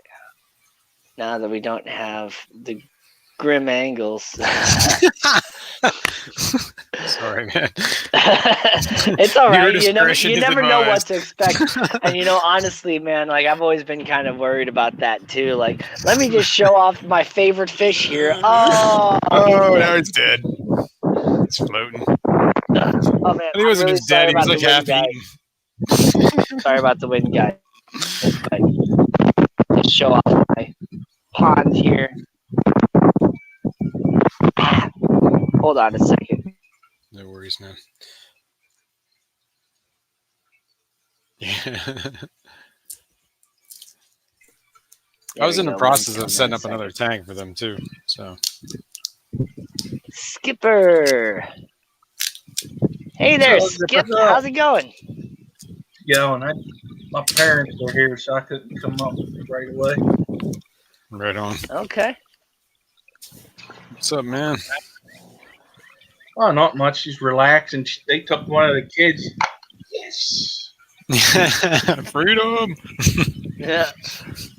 Yeah. All my water lilies came back from winter. That's good.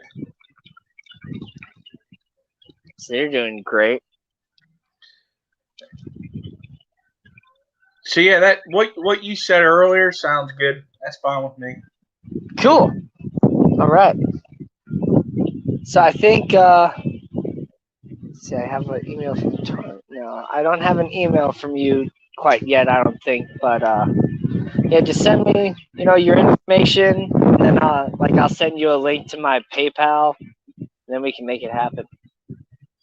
No, Andre, I'm not embarrassed by you. When my family's here, I pay full attention to them. Really? Betta splendens, beautiful warrior. So I didn't know Betta meant warrior. That's actually fascinating. So I'm guessing that's a Siamese word, or I guess it would now be called a Thai word, because it's not Siam anymore. That would make sense. That's interesting. That does make sense, Siamese fighting fish, Siamese warrior fish, yeah. Yeah. Manifesto got kicked backstage. Oh, Hey, old mama, if you're still in here, I sent you a message on Facebook. Oh, I guess I'm running the show now. I'm having issues here. That's funny. I'm sitting there laughing. I'm watching it backstage. I'm like, oh, I guess now Danny's backstage. Yeah, when I was trying to load you up, I accidentally refreshed my browser. I was like, oh, man. All right, now I have to kill all these fish because they ate my... Come here, you little piranha. You must pay for your sins. What'd they do? No, I don't know if they did it. I think he just might have died. He had a bet in there that wasn't doing so well and didn't make it. Oh, I missed him. Why you got to be the hard one? I caught all 7 of them in one shot, except for you. So why are you moving the fish? I'm actually going to reset this tank. I'm like rescaping, redoing kind of tanks, so I was going to move them all anyway.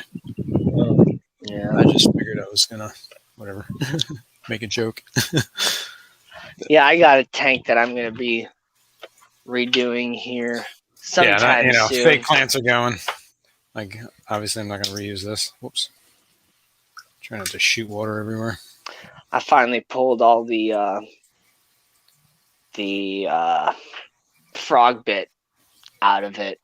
And now it's like so bright, and that Java fern looks amazing in here. But yeah, I'm going to be rescaping this one sometime soon. Probably taking out most of the gravel and then capping it with some sand and putting a whole lot more plants in here. Got another guest, Andre. Wait a second. Be careful. That's him. Verify. Andre, can you go ahead and show your thank you? Okay. You can also verify them by clicking on those 3 dots, and it'll verify their account through YouTube. Yeah. I've never had Andre on my stream before, so I just wanted to... How you doing, buddy? Good. How about you? Not too bad. Not too bad. So, Manifesto, I'm just curious. How many tanks do you redo a week? Lately it seems like a lot, right? But I don't know. I try not to redo tanks ever once I set them up, but I've been moving my fish room around, so. I know, I can't. Like, I redo mine. I'm trying to do, I'm getting to that. I'm trying to do like a deep substrate in all my tanks. And this is the only 10-gallon left I got to do. Like, I was kind of like, I only had, I had 4 10-gallons. And when I got this rack, I kind of started revamping them. Like, my dog's about to freak out apparently. Dude, I went to go buy a rack today, and they're out of freaking stock at Sam's. Oh no! Oh. That stinks. What are you getting? One of those Husky racks? No, well, sort of, but these are actually 72 inches tall. Oh, yeah. I won't have to trim it. Ooh, wow. Nice. I was like, damn it. It's like, damn it, Bobby. Yeah. Oh, I'm so upset. All right, so Well. what do they call them now? So these guys are going in here. I don't think Chewy's gotten the answer yet. For But what? he did ask him. So he said that he knows the president of the International Betta Corporation, I guess, in Thailand. And he Oh, yeah? sells guppies and bettas. And so since they're not known as Siam anymore, he asked, what they call bettas now, I guess. And so he's going to, I guess, eventually fill us in on what he says. Oh, we're still waiting, I see. All right, this is now an empty tank, right? But this is my, long fin crown tail. I've had him for like a year and a half now. And he's Yeah, this awesome. tank, it just needs to be reset, man. It wasn't doing good. Plants weren't really taking off in here. Things weren't surviving. I have no idea what this even is. You know what's interesting? I have a book from like the 1980s on betas, and it says that they required a 30-gallon minimum tank back then. Really? Really? Yeah, That's interesting. it's funny because now, I'm not saying it's right, but now you'll see them in bowls. So it's You Yeah, sure? cups. Now, I just have to ask, are you sure it said 30 gallon and not 30 liter? Even 30 liters is still not too bad.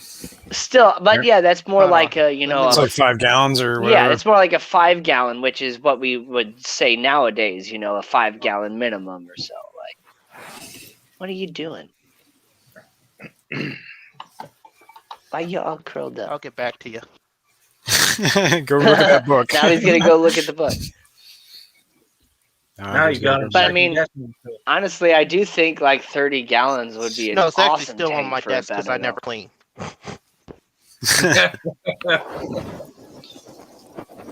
see if we can get that propagate.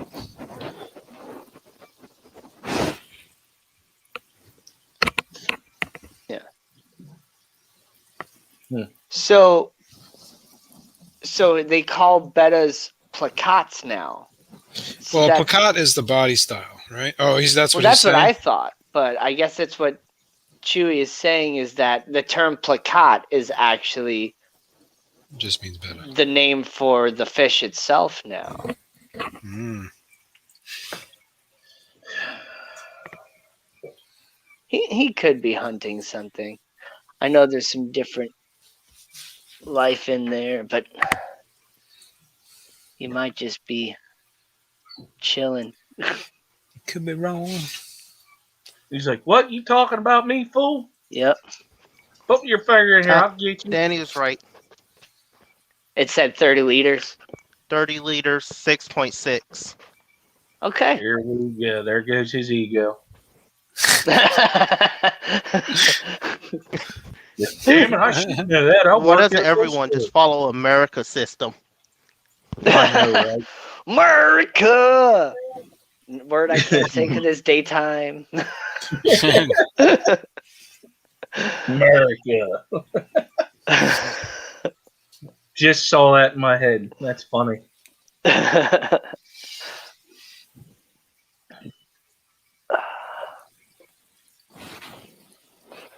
Man, we got a cold spell going on again here. This is ridiculous.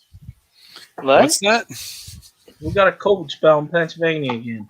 I know. It's supposed man. it's supposed to rain too this weekend, I saw, at least where I'm at. So I guess when I ship it to you, I'll go ahead and throw a heat pack in the bag or the box, just to be safe. Yeah, it might be. I mean, it's not supposed to get like 32 at night, but it's going to be cold. Yeah, it's getting down to the 40s around here, which is too cold for me, man. I don't like. Do not like. Yeah, when I woke up this morning, my tanks were at 40 degrees, so it's getting chilly. What? That's not good. Yeah, that's a little chilly. And you have your paradise fish in there, right? Those tanks. Yeah, the paradise fish are fine. It was the guppies that didn't make it. Oh, yeah. Oh, yeah. That's rough. Yeah, I don't think guppies can go that low. I know they can get pretty cold. How cold did they get before they didn't make it? Yesterday was 55 water temperature, and they were doing fine. So they were down in the 50s, like upper So 50s. they got pretty cold. Yeah, it's just the long-term stress, I guess. That's interesting because I tried to keep my endlers. Okay. I think I have the heater set at like 72. I honestly don't know if it turns on or not. But the tank really rarely ever gets below 73-ish, 4-ish, 72-ish. So I was trying to keep them colder. Chewy is clarifying something here, which that's awesome. Like I had no idea. So I thought Plakat was like the body style. That was like the name for like a short fin wild type betta. I think that's what he's saying is that Plakat is the new term for them instead of betta because the language has changed. So they used to be called, the Siamese fighting fish to honor the king, which was called betta, warrior in their language. But now the language, like warrior, is Plakat. So like beautiful warrior. That's really interesting. Yeah. So now it's like I want to stop using betta, and I want to start calling them all Plakats. Well, I think in the hobby, the Plakat is actually the Finnish style of a traditional wild-caught betta. You know what I mean? Right. The scientific name I'm finding is Betta splendens. Splendens, yeah. Yeah.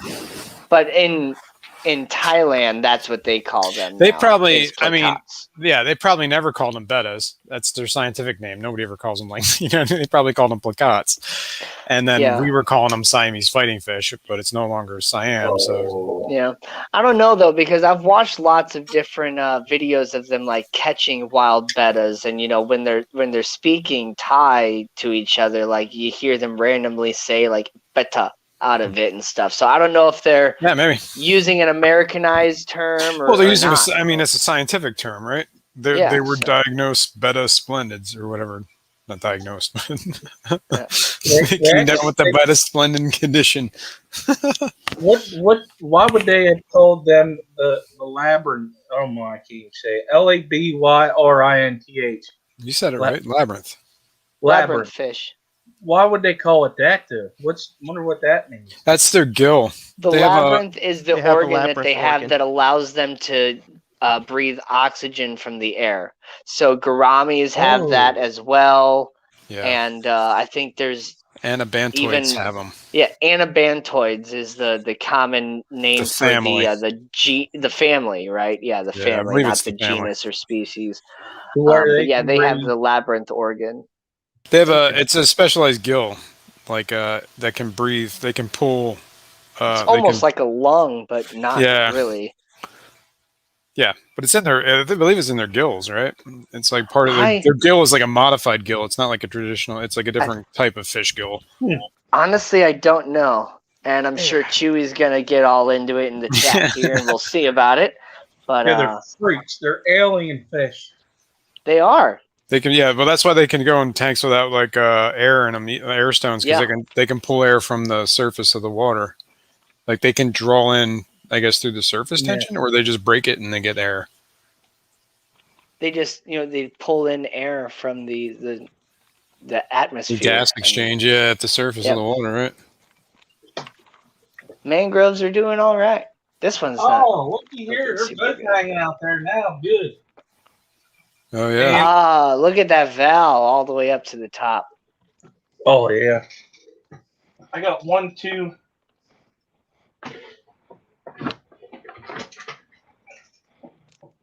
Nice. 3 plants doing real good. This one on the right far right ain't doing that great. Yeah.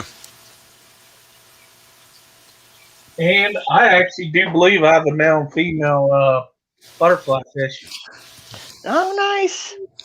Yeah, I saw like a couple of pictures of your butterfly fish and stuff. They're awesome. Bumblebee gobies are awesome, says Jenny Lynn. I agree. Oh, yeah.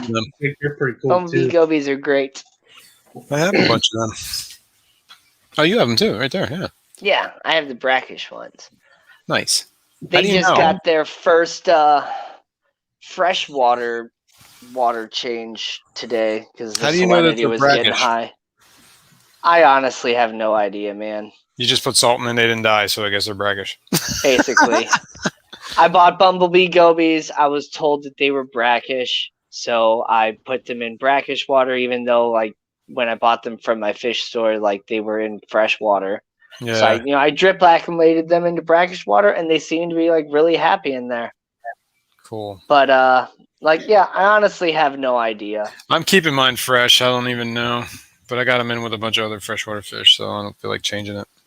Guess I'm gonna do that experiment. See how long they When I last. was doing my water changes today and stuff, I tested the salinity of the tank, and it was up to like 1.015, like getting pretty up there in the salinity. So I actually did a freshwater water change today, and they seem to be doing really well. So who knows? Maybe I'll get a little bit of breeding activity here, because that's what they say you can do with these guys is do a freshwater water change, and they'll kind of spark some breeding activity. And I definitely have, at least That's cool. one male in there among the females. How many you got in there? I believe I have 4 left. I originally started with 6. And Okay. I did lose 2 of them. Maybe they were the freshwater ones. Yeah, maybe. It wasn't right away, though. It was... I'm just kidding, man. Yeah. No, I know you're kidding. Running down chat real quick. Chalupa, yes, that's the coldest I've had my paradise fish, but it's supposed to be in the 30s all next week, so we'll see how cold they actually get. And S, you can get the 50-pound lava rock from Home Depot, but Awesome. they're all small. Yeah, they're Morning, like the Bill. chunky. Yeah. Yeah. But you can use that, like, crushed small lava rock, like, in your filter and stuff, too, instead of, like, the bio balls or whatever. Yeah, where was it? Who was it, Marcos? I have it in my pond. I'm trying to breed white clouds in. Yeah, that's a good Oh, idea. yeah, that works. Oh, that's right, instead of marbles or whatever. Same idea. But, yeah, I got, one of these Yeah. Yeah, but I think I have little the exact same bag. I used it for red my, lava rock. And, the pieces in here aren't too bad. Yeah, they're decent. I used them as like They're a decent size. here in this So tank. I did that. It's great for, like, little detail stones among the Yeah. other, like, larger pieces. That's what I was gonna And say. I'm gonna say also just like that, I'm gonna right? use this as the base underneath my bonsai tree. Is what I originally got that for too. When I get my bonsai into its new pot. Yeah, I use those like as those decorative whatever. It's the same exact. I actually got that same exact bag, and that's what I did. Was I stuck them in there. Oh As, yeah, like, the that decorative. looks nice. The decorative Oh little, yeah, what you were just changed talking up about. your ballast shark tank. Well, no, actually, this is the way when I set this tank up. That's how I did it. I don't remember it looking like that before. I don't think we see that tank too often. Nah, probably don't. Where's Zebra Loach? He's in there. Oh yeah, right there. It's funny because I know Mr. Manifesto's ballast shark tank. I haven't done a thing to it, man. I haven't even done That's a water crazy. change in like a month. It's due. I got 2 of those Zebra Loaches off of Dan. Dan's I fish. thought they died. Well, here they're hanging out in that castle with. Oh yeah, they're gonna do that. Catfish. You're never gonna see them again. No, they'll come out. So they chase each other? Oh yeah, I'm wearing the high vis again. Yeah. Yeah, I used to have 2 of them, right? Because the guy that he donated them or whatever, he gave them to me. He was moving and he couldn't move his fish, so and I took them and whatever. Those are the only ones that lived. I had 2 of them at one point, and they were in the tank together. All they did constantly was chase the other one endlessly, right? So I eventually just separated them. And one of them, he died like a while ago, but this one's still living. And that one's like, I'm serious. That fish is at least 10 years old. Nice. Wow. That zebra loach. Well, I've I mean, had him for 8 years, and the guy that gave him to me said he bought him 2 years before he was moving. So, well, then, yeah, that's pretty long. That's pretty good. Yeah. That's really good. yeah. I don't have any fish that are that old yet. But again, I've only been, keeping fish again for the last like almost 2 years now. So yeah. There was a brief point in time when I was not in this hobby, right? Like literally my first memory is going to a fish store with my dad and my brother. And, I was 4, I think. And then I've had a fish tank as long as I can remember. And then like when I was in middle school, I actually really got into keeping fish other than just having like a community tank in the house. So I'd say middle school is when I got into the hobby, and then like, what is it? It was probably like 9 months I went without a fish tank. well, And then I that's bought much different than me. the Because, like, 55 and then I went I from there. always had fish when I was a kid, and I never really thought much about it. I mean, I loved fish. Like, don't get me. I definitely remember going to the awesome fish stores and just staring at the tanks and all that stuff. But it was Yeah. mainly just like, look at all these fish that I can't have, because we only had our single 29-gallon tank. And I don't know, maybe if I was like way more into fish, I probably could have gotten some more fish tanks and stuff when I was a kid. But Yeah. it wasn't really my big thing when I was a kid, though I still loved fish. And so when I became an adult and moved out and different stuff, I was moving around too much to really have like a fish tank and all that. And so once I bought my house, it was like, fish time. That's cool, man. It doesn't matter when you get into it, man, as long as you were into it, Yeah. Right. Like, I don't know. I mean, just because I had a fish, like whatever, I wasn't. Hey, bold Mama Alan. But back then, like when I was like 10 or 11, that's when I had the Oscar and the 29. Adele. You know what I mean? Right. I made all those dumb mistakes. Oscar and the 29. Yeah. Gosh, I had You lived 10 years in that 29-gallon tank. So all in the same 29-gallon tank. Now, not necessarily all at the same time, but we had we had platies and guppies and mollies and swordtails, and we had different sorts of tetras, and we had betta in there before, and we've had angelfish in there before. Mm-hmm. And the first fish that I remember like picking out as like my fish was a red-tailed shark. And me and my brother each got a puffer fish at one point. Like, I got the leopard puffer, I believe, the green spotted like leopard puffer. Oh, and yeah. my brother got the figure 8 puffer. We actually got them at the same time and, put them in the fish tank along with all the other fish in there. And at that time, like, the only knowledge of the puffer fish, was that they needed a little bit of salt in their tank. So right. we used table salt and just sprinkled some table salt in the tank. And they didn't do well. There was no knowledge of, deworming or whatever at the time either. And so, like,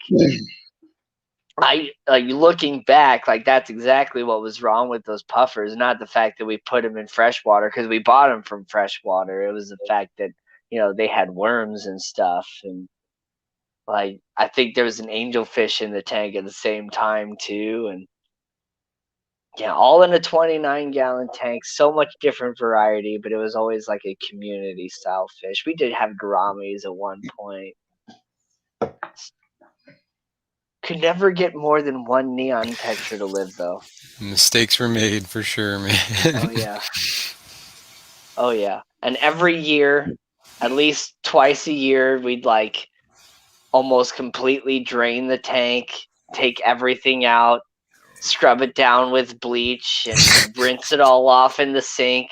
All the fish and other stuff would be in a bucket, and then we'd, put it all back, rearrange the tank however we wanted to, and then just put everything back. And Yeah, and then things would start floating a week later.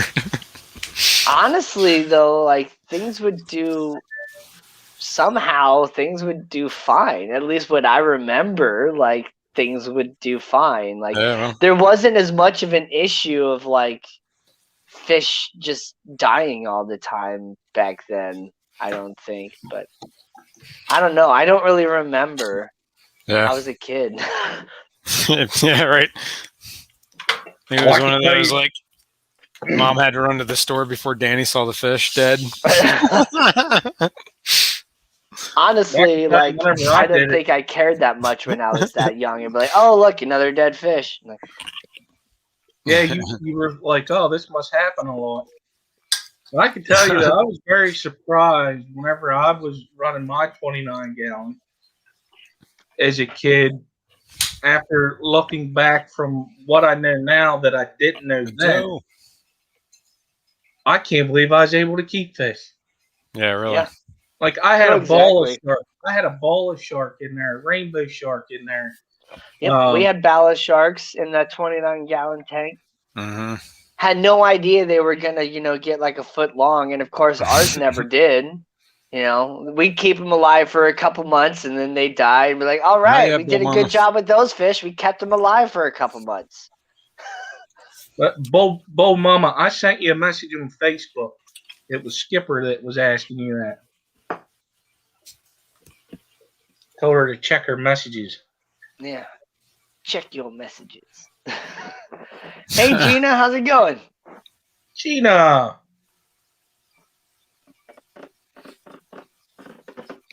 Who else is there? Adele's here. Yeah, everybody's here now. It's awesome. Oh, damn, now she's yelling at me. So Yeah, I was anybody closer that to is Skipper growing up, showing just up drastic late, wrong fish. I did near the beginning of the stream show like how to propagate basil. If anybody wanted to, go back and watch the beginning of the stream. It's propagating basil is actually almost exactly the same as, any stem plant in your aquarium. You just trim it, above a leaf node and just shove it back in the ground. And then you got more basil. It's awesome. Farmers hate this one simple trick. Yeah. Basil is one of those plants that it can truly be a never-ending plant. As long as you trim it like before it really starts flowering, it'll just continue to grow, vegetation. Right. And so you can just trim it and pop it in a fish tank and just grow it from your fish tank over winter and stuff. And then, when it starts warming up outside, you can just take a trimming from your fish tank and just plop it in the ground outside and it'll start growing out there. It's such an easy rooting plant. Like I used rooting powder, but it's not necessary at all when it comes to basil. Yeah. I have rooting powder somewhere. I should dig that out. I also did 100 giveaways earlier, so you'll have to, check all those out too. You missed out a whole lot. I gave away a whole boat. No.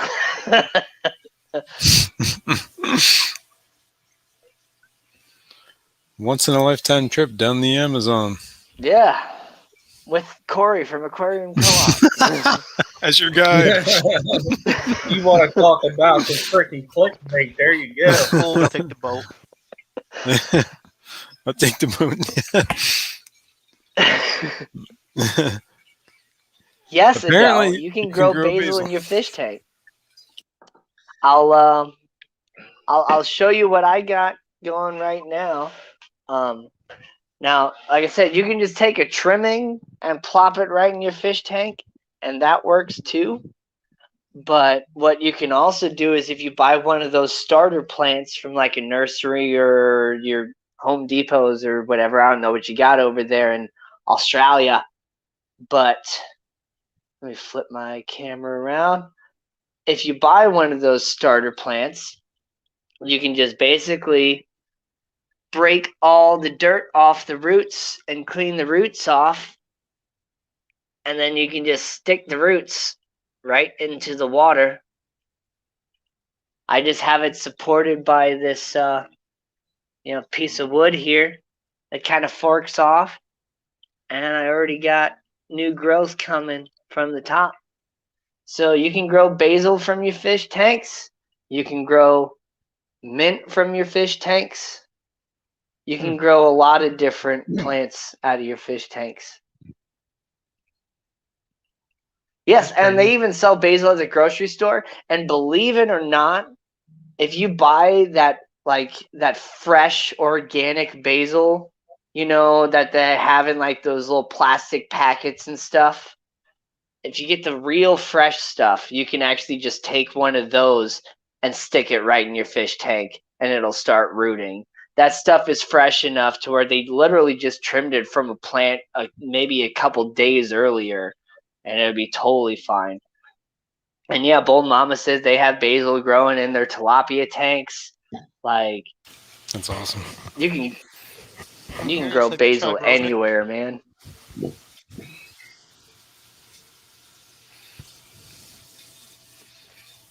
I gotta get some basil. Definitely give it a try. Rosemary? Is that what you just said, Andre? Rosemary? Yeah, I was asking Danny. So, rosemary and thyme and lavender are like 3 types of herbs that actually form like a bark. And they're really good at like winterizing here in like the hardier areas of the world, when you get farther up north and stuff. But, because of them, barking over, I don't think that they would grow very well out of a fish tank. I'm not saying it's not possible. You might be able to get it to work. You'd almost have to do like a planner. That's something I might have to, kind of experiment with and, give it a try. But rosemary, to me, I just kind of think of it like a miniature pine tree almost, and I don't think you could grow that out of a fish tank. But you gave me an idea. I might give it a try. See if I can get it to grow. I did have a pineapple growing out of this thing for 3 months, so you might be surprised on what you can grow out of a fish tank. What about cilantro? Cilantro, oh, definitely. You could grow that out of a fish tank. Any of those softer stemmy plants would, easily grow out of a fish tank. And I don't think there'd be anything wrong with putting cilantro in a fish tank either. I don't think there's any negative effects or anything like that. I'm sure there are a couple plants that might have issues, adding into a fish tank. There might be some sort of like toxic effects, but I don't really think most plants would have any issue with that. What is the purpose of people doing the potatoes, like the sweet potato? It's like a nutrient sink, I guess. Because it's cool. It's cool. You can watch the potato grow and stuff like that. It kind of, reminds you of those old, that experiment you did in like 4th grade where you grow the potato out of the water, so... Sprout the green beans in the plastic bag. You sprout the green bean, in the paper towel, all that stuff. Right, yeah. So I think it's more about that. And like I know Foo the flower horn has grown like strawberries and mint and sweet potatoes and a lot of different stuff out of the Betta tank that they have set up. So, man, strawberries, that makes sense because they're awesome for hydroponics too. Oh yeah. And they kind of, propagate out similar to like dwarf sage and sword plants aquatically, where they just kind of create little shoots and, kind of keep spreading out. Yeah, I heard that potato thing isn't like a long-term thing though. Like that system isn't gonna sustain it. Long term, it's not gonna work because that potato's gonna want to start growing more potatoes from it. So that's funny what Adele said. She couldn't get it to work. I picked out a dud. Dud. So, That spud was Gina- a dud. Gina, it's so much easier than you think it is. How do you grow basil in a fish tank? You put it in your fish tank. It's that easy. Just keep some of the leaves out of the water. You trim it and you just put it in the fish tank, or you can buy an already like set up like starter plant, clean all the dirt off, give it a good rinse in your sink and all that, make sure there's no remnants left, and then just stick the roots right in the water like I did here. And it'll grow. It just is going to get all the nutrients from the water. It's awesome. That's great, Adele. That spud was a dud.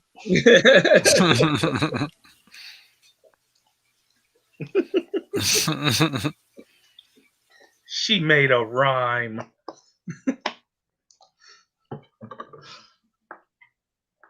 That's funny. But yeah, I like putting terrestrial plants in my fish tanks because the roots are just awesome, and the fish like swimming through them. I'm gonna set up one of those like those clay pots. I definitely got to do that. Yeah.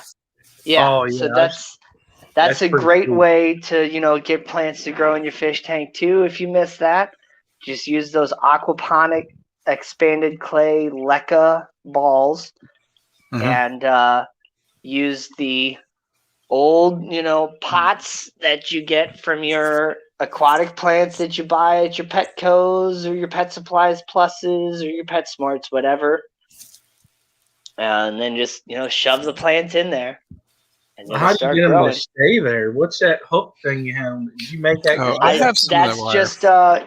That's coated copper wire, basically. That's actually like bonsai wire that I have.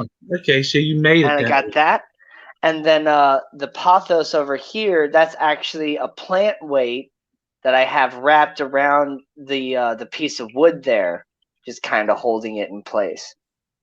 And as the roots continue to grow, the roots kind of grabbed onto the wood as well, and it's just kind of holding it all in place now. And how's the basil sitting there? I missed that. The basil is just, it's hard to, there we go. This piece of wood that I have glued at the tip there, it forks off, and so I just have it wedged in there. Oh, that's pretty sweet. You couldn't really tell that from the distance. That's pretty neat. Good idea. Exactly, and that's kind of what the point is. It's supposed to like kind of look like the tree just kind of grew out of the water, and even though they're all like three different types of plants, it's pretty cool. Hi, Deborah. Deborah. I do have easy access to aquatic planters. Yeah. Yeah, you do. I was thinking about periodically. I was just going to use my water from water changes to water my garden. And that's definitely what I do. I have more pothos in here, and I got some cacti and an aloe plant and some different succulents and this like palm tree in here too. I water all of that with my fish tank water, and then I kind of collect some fish tank water, and then I use that to water my garden and all that as well. Yeah, that's what I was thinking about. All right, Danny, I have every single one of these ingredients for your thing. Oh, there you go. I have a pot, I have this wire, and I have the clay balls. Yeah, so there you go. So you put the wire through part of the grid, you fill it up with the clay balls like he's kind of doing right now, even though now he's doing it off camera. There we go. So, and then you just, shove the plant kind of in the middle. Let's do it a little bit more. I'm going to weave it. I like what Alan said about putting the clothes hanger through the airline if you needed to. Yeah. I'm about to try to. The airline isn't necessary per se, but it will keep that coat hanger from eventually rusting into your tank, depending on what type of coat hanger you have. All right, that's pretty. I don't know if you guys are seeing what I'm doing here. But... Yeah, we're seeing it. Yeah, that's pretty much it. And then you just bend that wire over the I got to side of your tank. I can reinforce it. And yeah, you can even reinforce it by doubling it up like that, making it a little bit stronger clip. Yeah, I'll mess with it. I want to figure out. That's pretty neat. But this is kind of what span that my channel's really about. Is fish and gardening, and then combining the two together.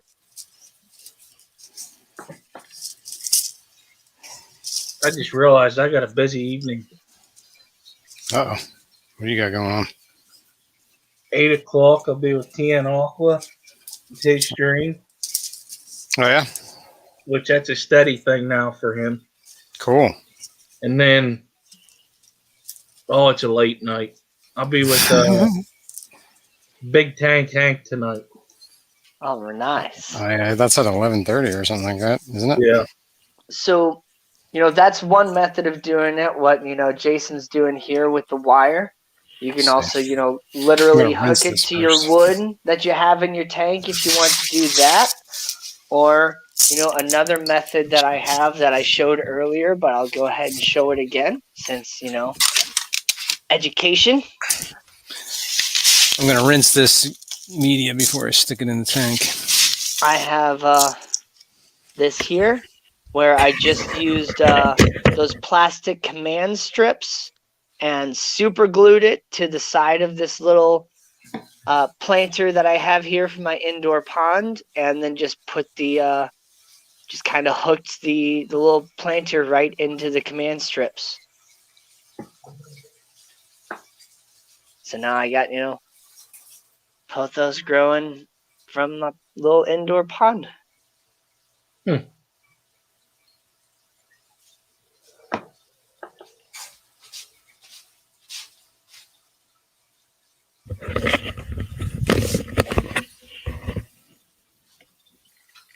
Welcome back, Kenny. Did you sell some cars?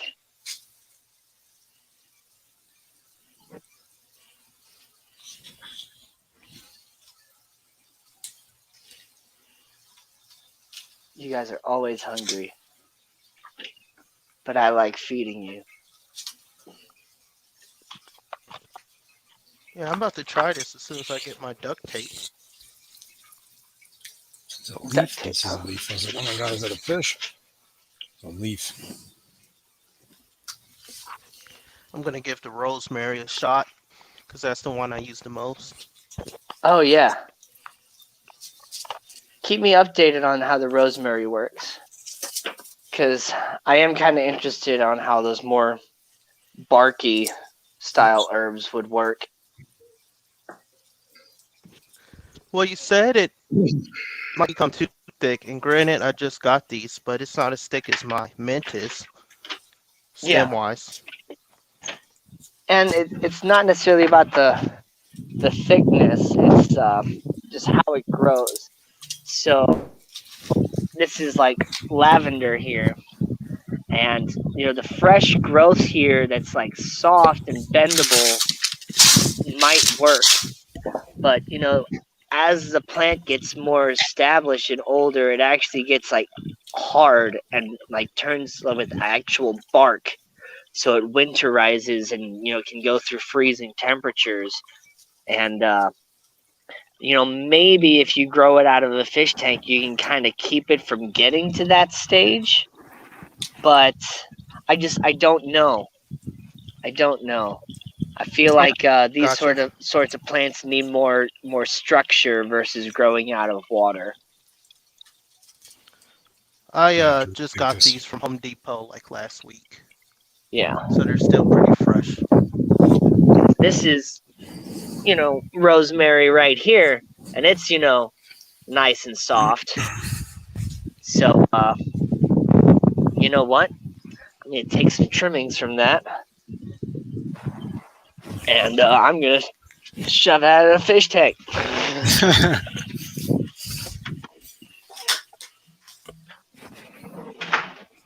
Let's see how it works. Well, actually, no, I'm not going to start it in the fish tank. I'm going to start it in a little cup. So I'm going to go ahead and show you guys how my herbs ready to go into a fish tank here. So just, come in here and get some trimmings. Oh, that's right. I got to send an email too. I got to start writing crap down. That helps, man. But I know how you feel. Seeing Rocco's name just reminded me. Yeah. Oh yeah, Rocco! What's up, Rocco? I want some of those black cobra pepper seeds. I know it's too late to get them started this year, but I can at least get them next year. Oh, you could grow them in your house. I could. Just, what's up, Petra, Man, Paul, C, Yeah, how would pepper plants work in 3G? a fish tank? They wouldn't, because they get that bark. They wouldn't. They get that bark. I tried to actually grow a pepper seed completely submerged. I started it in a fish tank, and it did sprout, but it just grew a tiny bit and then died. Their roots can't handle being soaked all the time. It didn't have enough CO2. Well, they don't like wet feet, is what it's called. They don't want to be constantly wet, right. And then they need high levels of like CO2 and atmosphere and all that stuff. That'd be just like if you tried to do a tomato plant. They don't like wet roots neither. But you can do those flood and drain systems with the hydroponics on those tomato plants, and they work out. Now that well. I have my herb trimmings, I'm gonna pull myself a big screen here. What I do next is that was actually gonna be my question for Danny. Is this considered hydroponics? I have. I've also considered aquaponics. What I kind of eventually have a plan for is to maybe turn my fish room into an aquaponics room as well, where I basically have a river system running above all my tanks with herbs and plants growing out of like PVC pipe, and basically having that overflow back into the tanks. But I'm not quite sure if I'm going to do that or how long it's going to take me to get that set up.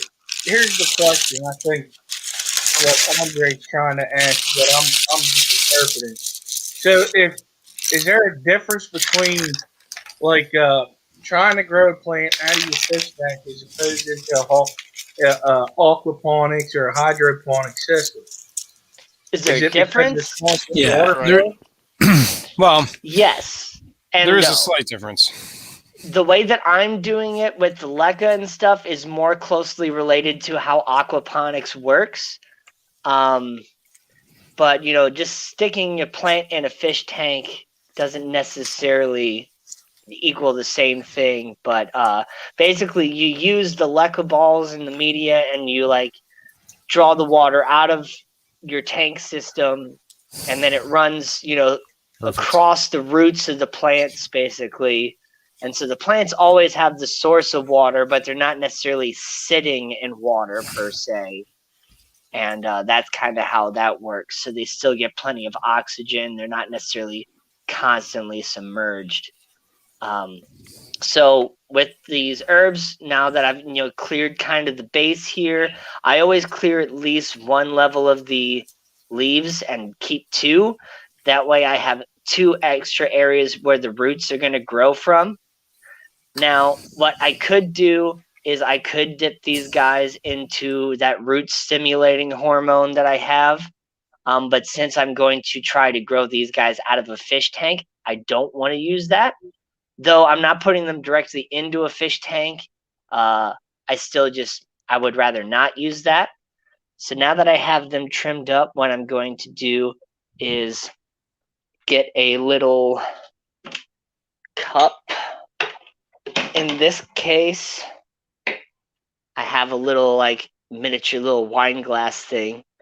So I'm just going to take that, and why not just use my African cichlid tank. Just put some water in it.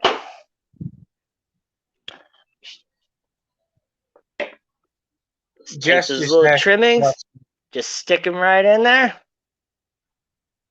And then just find a spot on the window.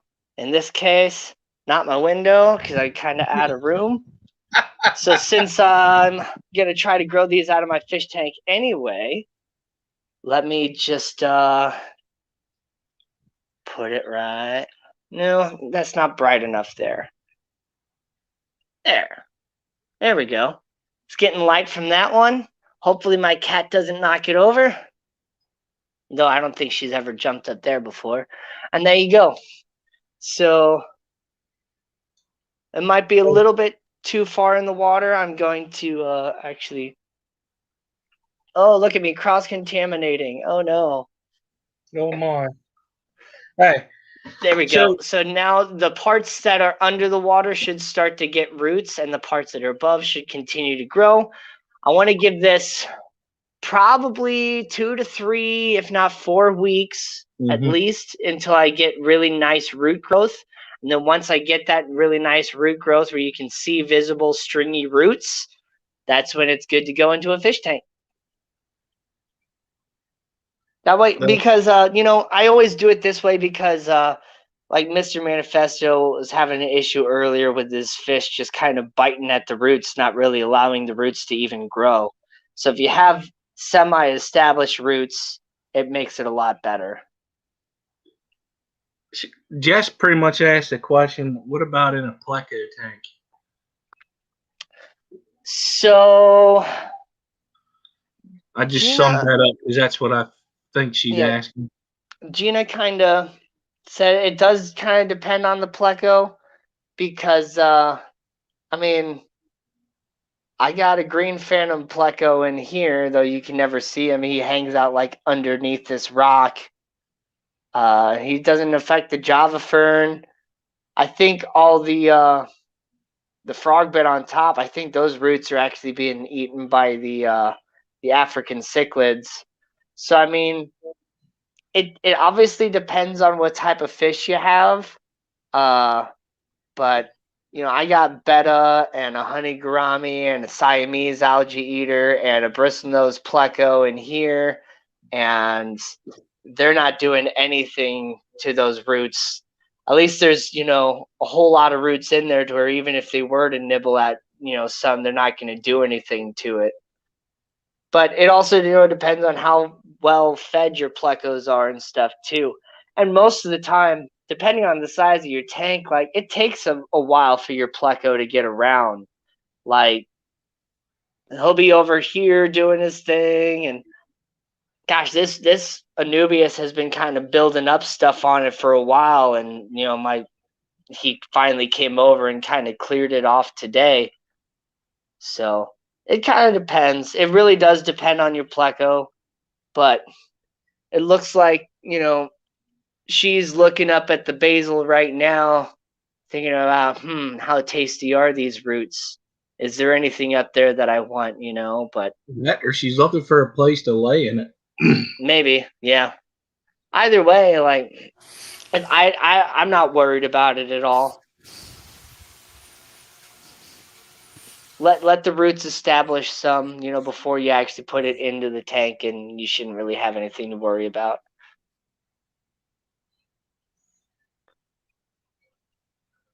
Babies.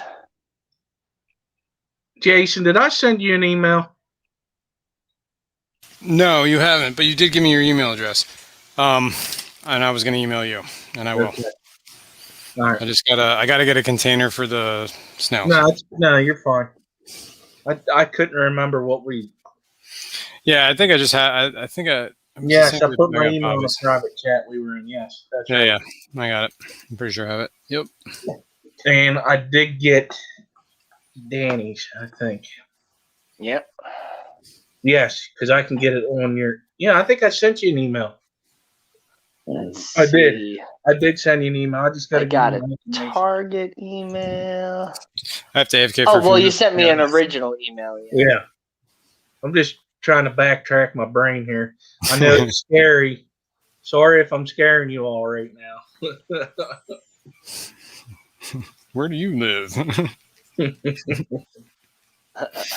gonna have to jump off here by 6 o'clock. I gotta do video. Yeah. I got plans for Bob today. You little thief. Well, My let's see. cat- You are not in the central time zone, correct? No, You're it's Eastern.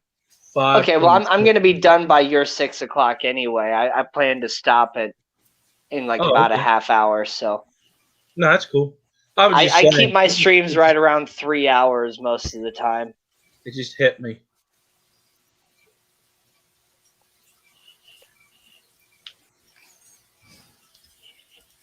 So for anyone that likes to keep native fish, I learned something since I set this tub up for our so-called bait holder.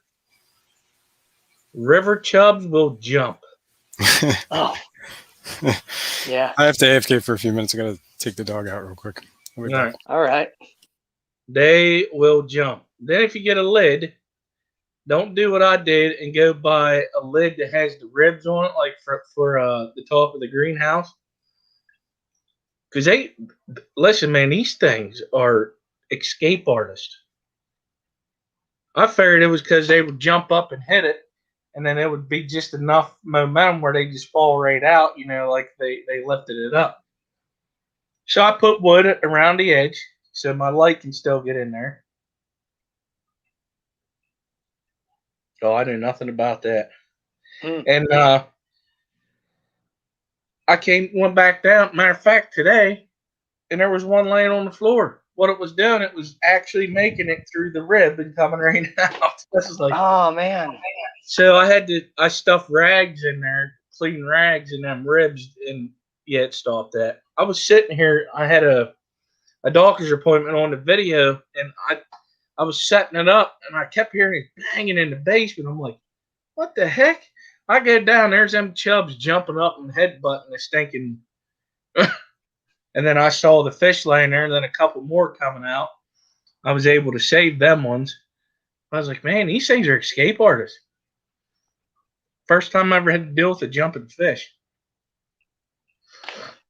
So, okay, so Jess is concerned about the toxicity of roots. Like I said, I'm sure there are some plants out there that the roots are toxic to fish. And I don't know exactly what all those plants are. I'm sure some of those nightshades and stuff might be a little dangerous, like tomatoes and things like that going, directly into your tank. But I'm pretty sure, most herbs and stuff like that are totally fine to grow out of your tank. There might be some, though.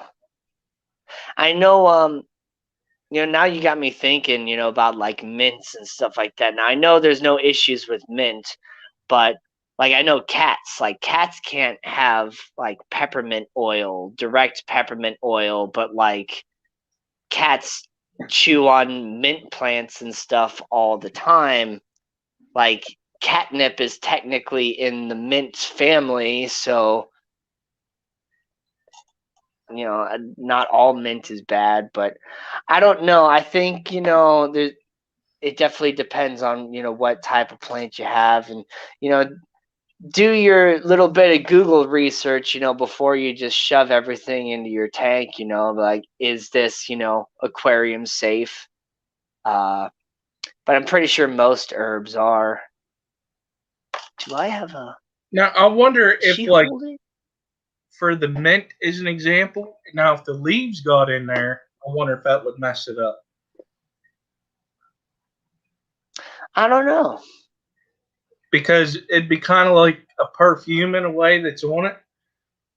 Aren't they like Right, but it's a little natural, oil? It'd be like, I don't know, like, because I mean, catappa leaves and stuff like that are technically, releasing, their botanicals and stuff. So I don't necessarily think there'd be anything wrong with mint, unless you just, shoved an entire giant mint plant directly into your tank and just like, turned it into tea. But I don't know.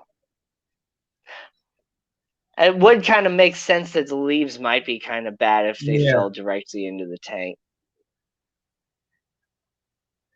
That's what I was thinking because of the type, what's in the leaves and stuff like that. Yeah.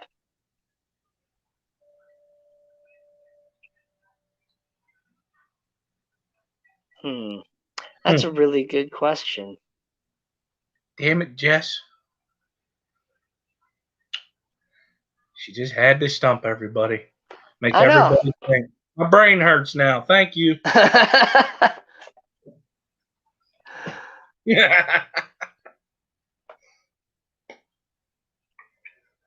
That guy's showing nice color. My electric blue ollie or ailey, I still don't know how to say it, but the electric blue happen here is starting to get decent size, and he's starting to show blue. So I might, move him out to my main tank here soon, along with that sunshine peacock right there. I've had them in here with my babies, trying to, grow them out a little bit more before I add them into the show tank in my living room. So what type of cichlids are them white ones? All the pinkish, whitish ones are they are a cross between an OB peacock male and a strawberry peacock female. So they come out looking much more like a strawberry peacock, but they do have a couple spots here and there. Some their spots barely show up. But the males get a really nice blue glow and a really nice dark orange. Of course, they all want to hide and stuff. I saw it.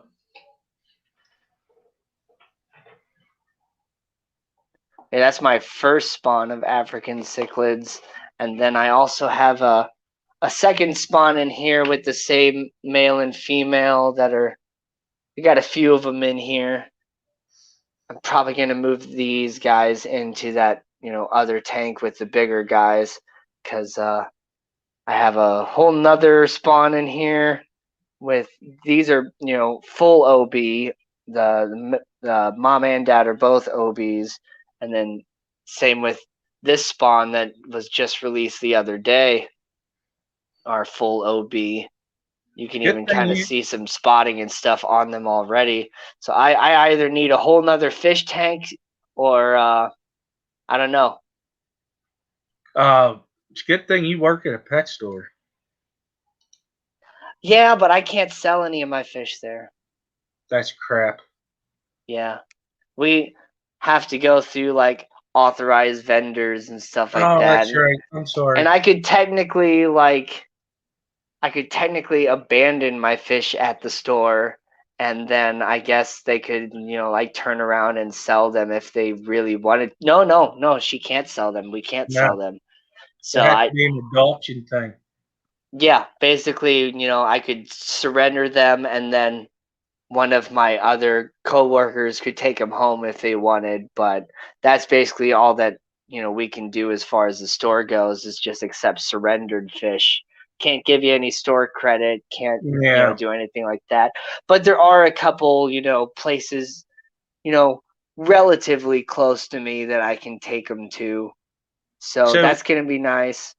Yeah. So I've already sold some. So that store that you work at kind of has the same rules as like a box store. Oh, it is a box store. It's a Pet Supplies Plus. Oh, so it's the same as like, Petco's and PetSmarts, where we have to go through our authorized dealers, and stuff like that. So. Just imagine if those big box stores could do, like, say you and I opened up a shop or something, that we could take that in, and if they took that in, the different kinds of fish that could be easier to get out there to other people. Oh, right. Exactly, But that's what I do love about, like Tropical World Pets, because, they import fish they have, some local breeders that actually breed for them, and then they do, accept, fish for like, trade or sale as Mm-hmm. well. So like they do have some of my African cichlids there. I think for my hybrids that I have back here, they gave me like $2 a piece. I gave them 7 fish for $15. Nice. So I mean, they basically gave me the wholesale price that they would Mm-hmm. get for them. So it's not, too bad of a price, but if I, sold these guys, more individually to other local hobbyists, which I've also done, like I've been selling the females for $5 a piece and I've been selling the males for 8. Yeah. Hmm. But yeah, if I'm back. anybody wanted to, there he is. I got a question for you, Danny. Now that I set this up, I got pothos, I got that wandering Jew, and I do have some mint. Which one would you recommend putting in this tank? It's kind of like doesn't get a whole lot of direct light, so it's all indirect light. I put the pothos in there then, because it doesn't really need much light at all to grow. Okay. Whereas the wandering Jew can do well in lower light situations. But they tend to Just like, grow slow. that 50-50 sort of light. Yeah. And then Yeah. the mint, now the mint has me a little worried based off of what we've been talking about here in chat. Oh, About if the leaves fall into the tank and stuff, what sort of issues that could potentially cause with the mint soaking into the water. And I know like cats can't have like peppermint oil and stuff like that, and yeah. peppermint oil is like a great way to keep ants and other creepy crawlies from getting into your house as well. So I've seen mint grown out of tanks before, at least, from Foo the flower horn and stuff. And I've grown mint out of my tank before, but I didn't really think about, if the leaves really got in there and stuff. Right. I don't know. Because it would be like an oil, right? And oil would float. So Yeah. it would just be part Yeah, of the but biofilm. they use mint leaves for tea also. Yeah. Yeah. They dry them. Yeah, but then you're also boiling them to force them all out. Yeah. All the oil. I mean, I'm versus sure it'd be very slow decay. one of the main issues is going to be the same issue that you get with any plant. If you have decaying plant in your tank, like it's going to cause more ammonia and issues than a dead fish would. Right. So Sure. like it's always one of those things. You gotta keep up with the Well, maintenance on your tank no matter what. But exactly. Or you got to figure out a way to keep the leaves out. Yeah, if you keep your plant happy and healthy, and then you shouldn't really have that much of an issue with the leaves just falling off all the time. I just thought. Wait, do leaves actually I produce just more thought it's a ammonia good to fish? Yeah, decaying plants will cause more issues in your tank than if a fish were to die. If you have like severe Interesting. I've decaying never plants, pulled a dead leaf out. Yeah, you should. You should pull, your dying leaves, and you should always be like trimming all the death off your plants and stuff. Not only is it good to, stimulate more growth on your plant, like it keeps those issues from potentially arising.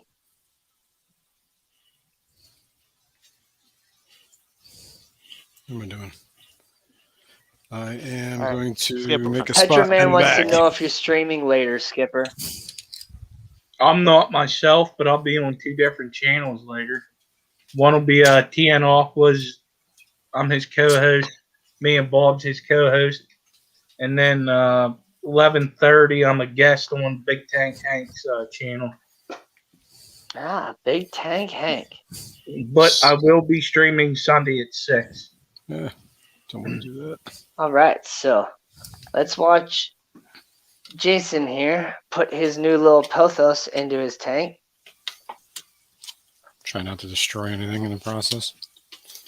That's a big if. How big is this? Yeah.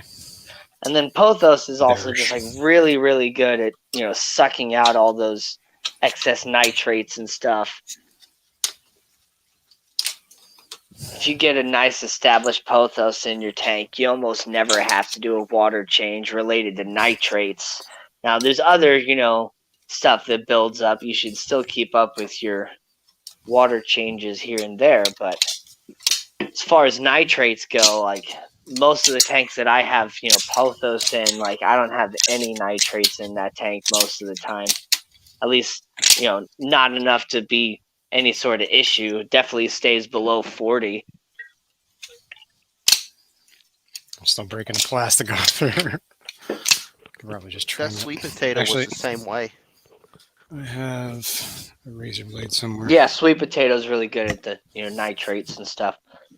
Oh, I have a question. Just kind of like a DIY stuff too. Those lids you got there, Manifesto, is that the polycarbonate?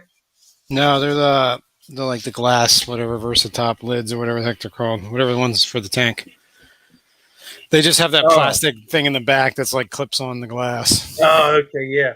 Okay, now my next question, since it has nothing to do Use with gloves the because question I was gonna ask. you have no many When times them I've slip my hands doing this shit stuff. Yeah. when them polycarbonate lids, how do you make them hinge? What do you use for hinges? I think you can buy these plastic hinges. Like they sell plastic hinges. You can also use any sort of hinge, really. You just screw it on there.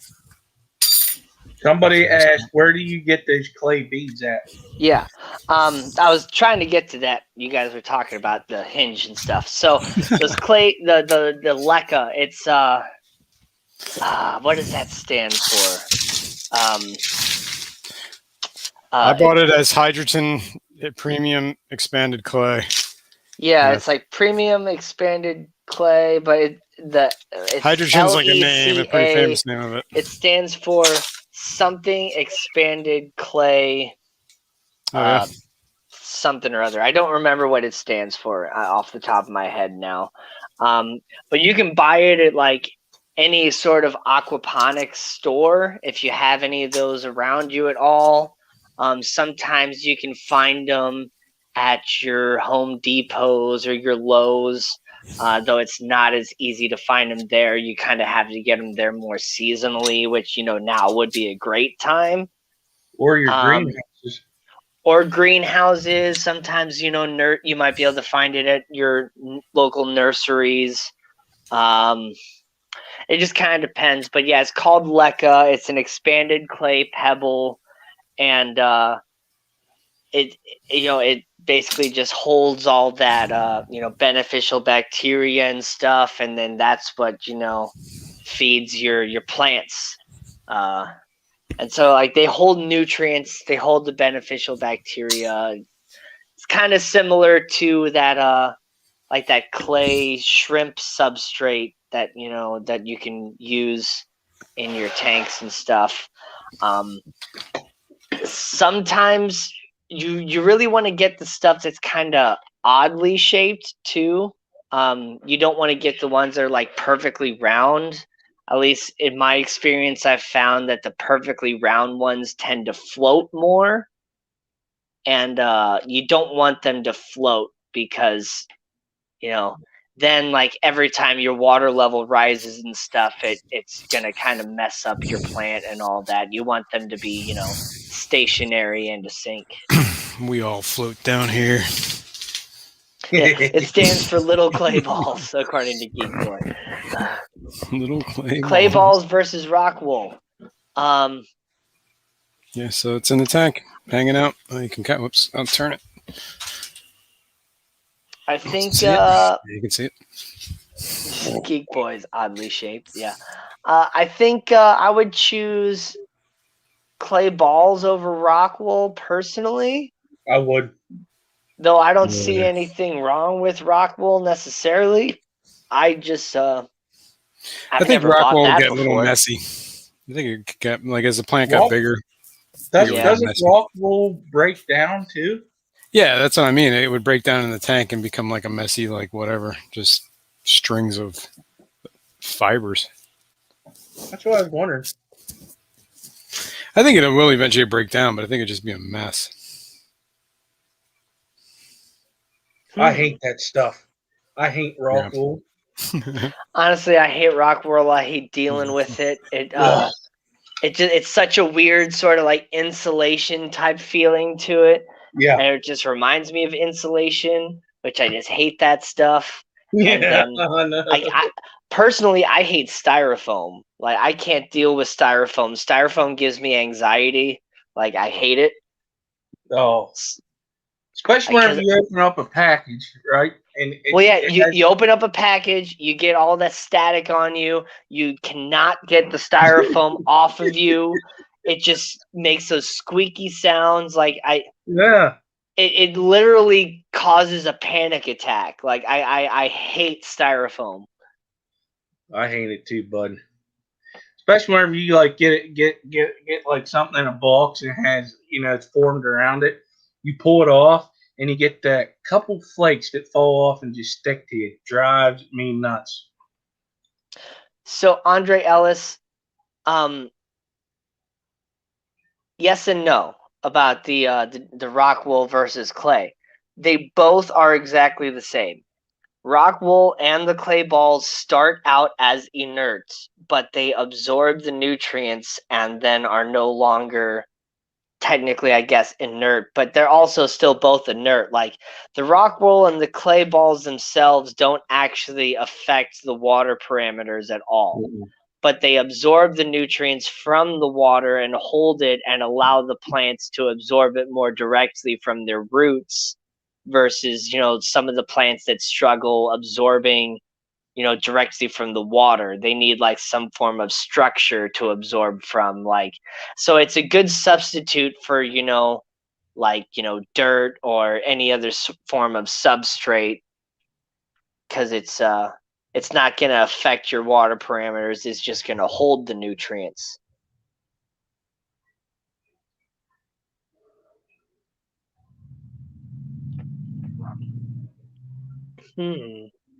Yeah, Andre.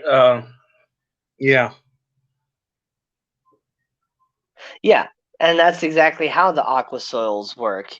Not all of them. Some of them are basically it's basically aquarium. Well, it's dirt and sand that they collect, mm-hmm. and then they combine it with clay and basically form it into those little like micro balls, to where most of the aqua soils that you buy do come already pre-seeded with a whole bunch of nutrients involved, and that's why you get the ammonia spikes and the pH drops and the stuff like that involved with aqua soils, like you would if you had a dirted tank that wasn't properly capped.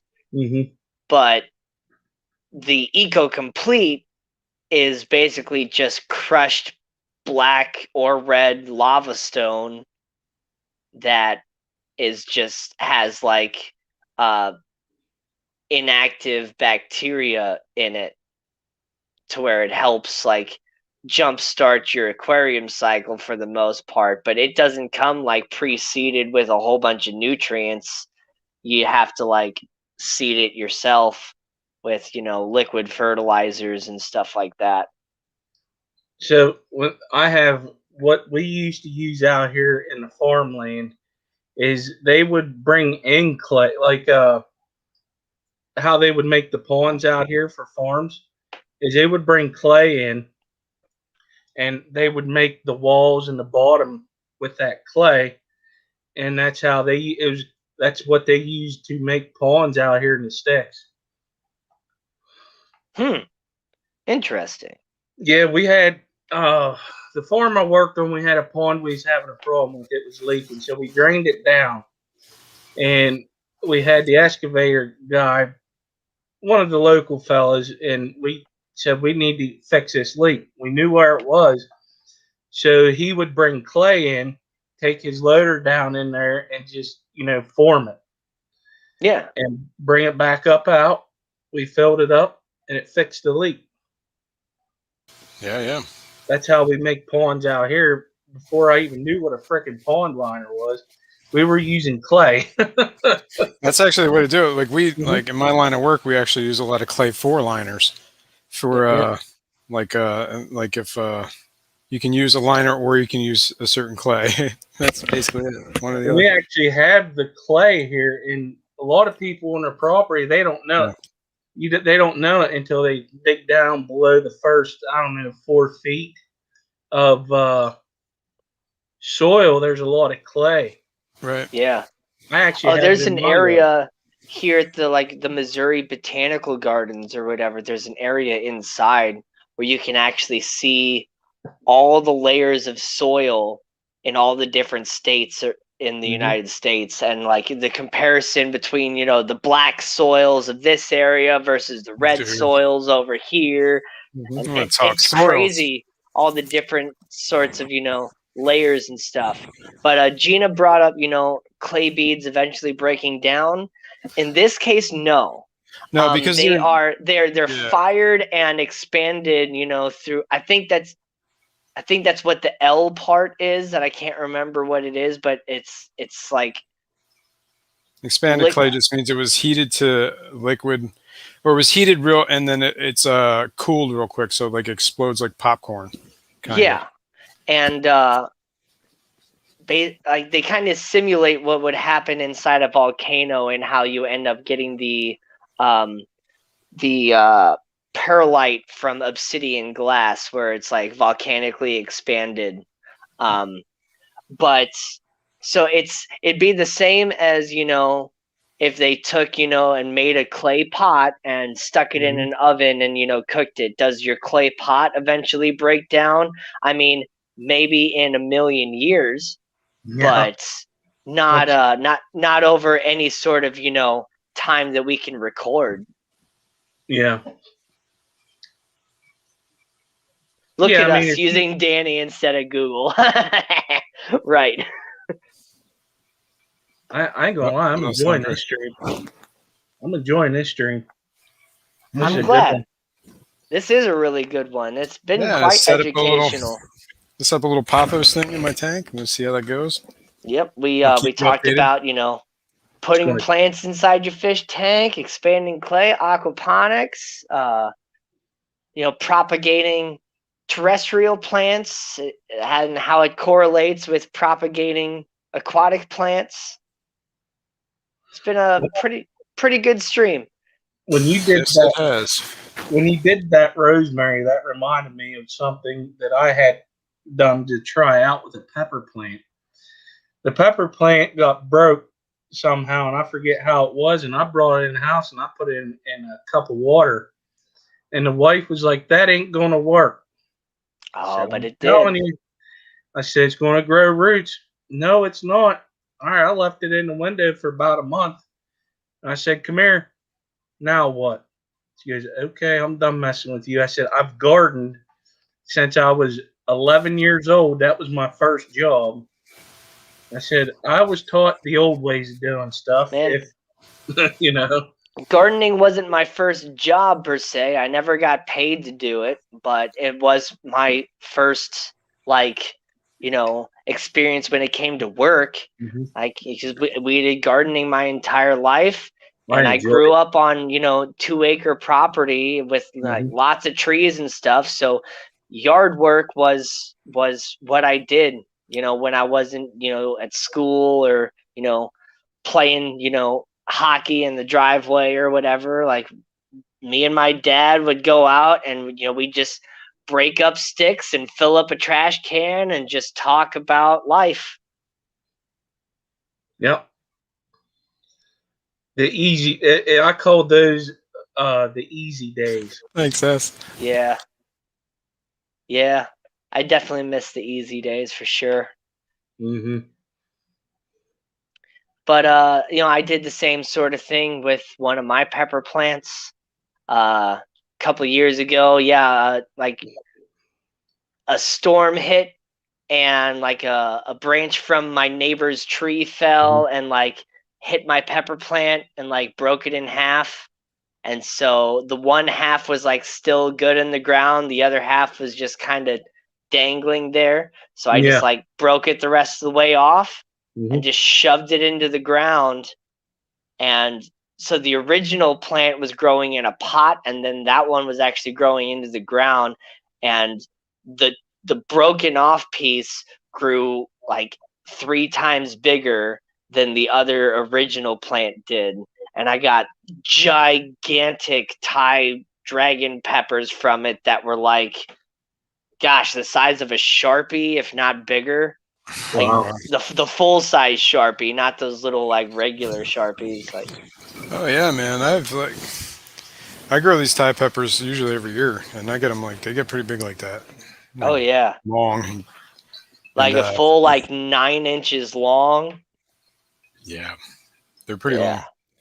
And there's a couple of dishes I make with them too. I make this linguine with a crab and those hot peppers in there. Crab linguine. A little lemon, a little hot pepper. Yeah. Man, that sounds so good. And there's also like this sauce that like you throw them in like some soy sauce and stuff like that, and you can make like this. I don't know how to describe it. It's like a Korean dish thing. Yeah, I understand. It's good. It's good. It's kind of like that dipping sauce or whatever the sauce you get for pot stickers. Yeah, like pot stickers. That's basically what it is. Is they that's like it's soy sauce, a little bit of vinegar, and like sugar, pepper flakes. Basically, how they make that sauce, and I can't remember what it's called. Yeah, I don't even know, but we're all going to dinner. I'm having chicken tonight. Man, barbecue chicken. Right before the stream, I like almost ate an entire rotisserie chicken. I stopped at the grocery store. I'm like, oh look, there's a rotisserie chicken, and so I grabbed one. I'm like, it's one of those days that it's like, can I eat an entire rotisserie chicken? I think I can. Oh, I know. Listen, but I know I can. I used to walk through Walmart whenever I was in the military, and I walked past one of them. It was going in the cart, and that was my dinner. I ate the whole string. Those are good, man. I don't know if I could eat a whole one, but they're good. I like them. It's not it was the corn, the Cornish hens, next size up. Yeah, whatever those things. Yeah, I know what you're talking about. Oh, the quail? No, it was. No, it's like a smaller hen. It's like a quarter. Oh. I know what you're talking about. Yeah, I can't remember what they're called though. It's just a roasters. Chicken. Yeah, like a roaster chicken, pretty much. Yeah. I don't know what happened here. Some reason my StreamYard view on my camera or my phone just kind of zoomed in slightly where I can't see everything now. Oh, there we go. I fixed it. All right. Okay. I gotta feed my fish. Yeah, go ahead and feed your fish. I got some live BB brine. Got a couple minutes left here before I'm gonna call it. Guess I should feed my daughter. Should probably do that. I'll ask her, what do you want for dinner? Ramen noodles. Sounds good tonight. You know, Deborah, you brought up another thing. So I might do it this year. I might not.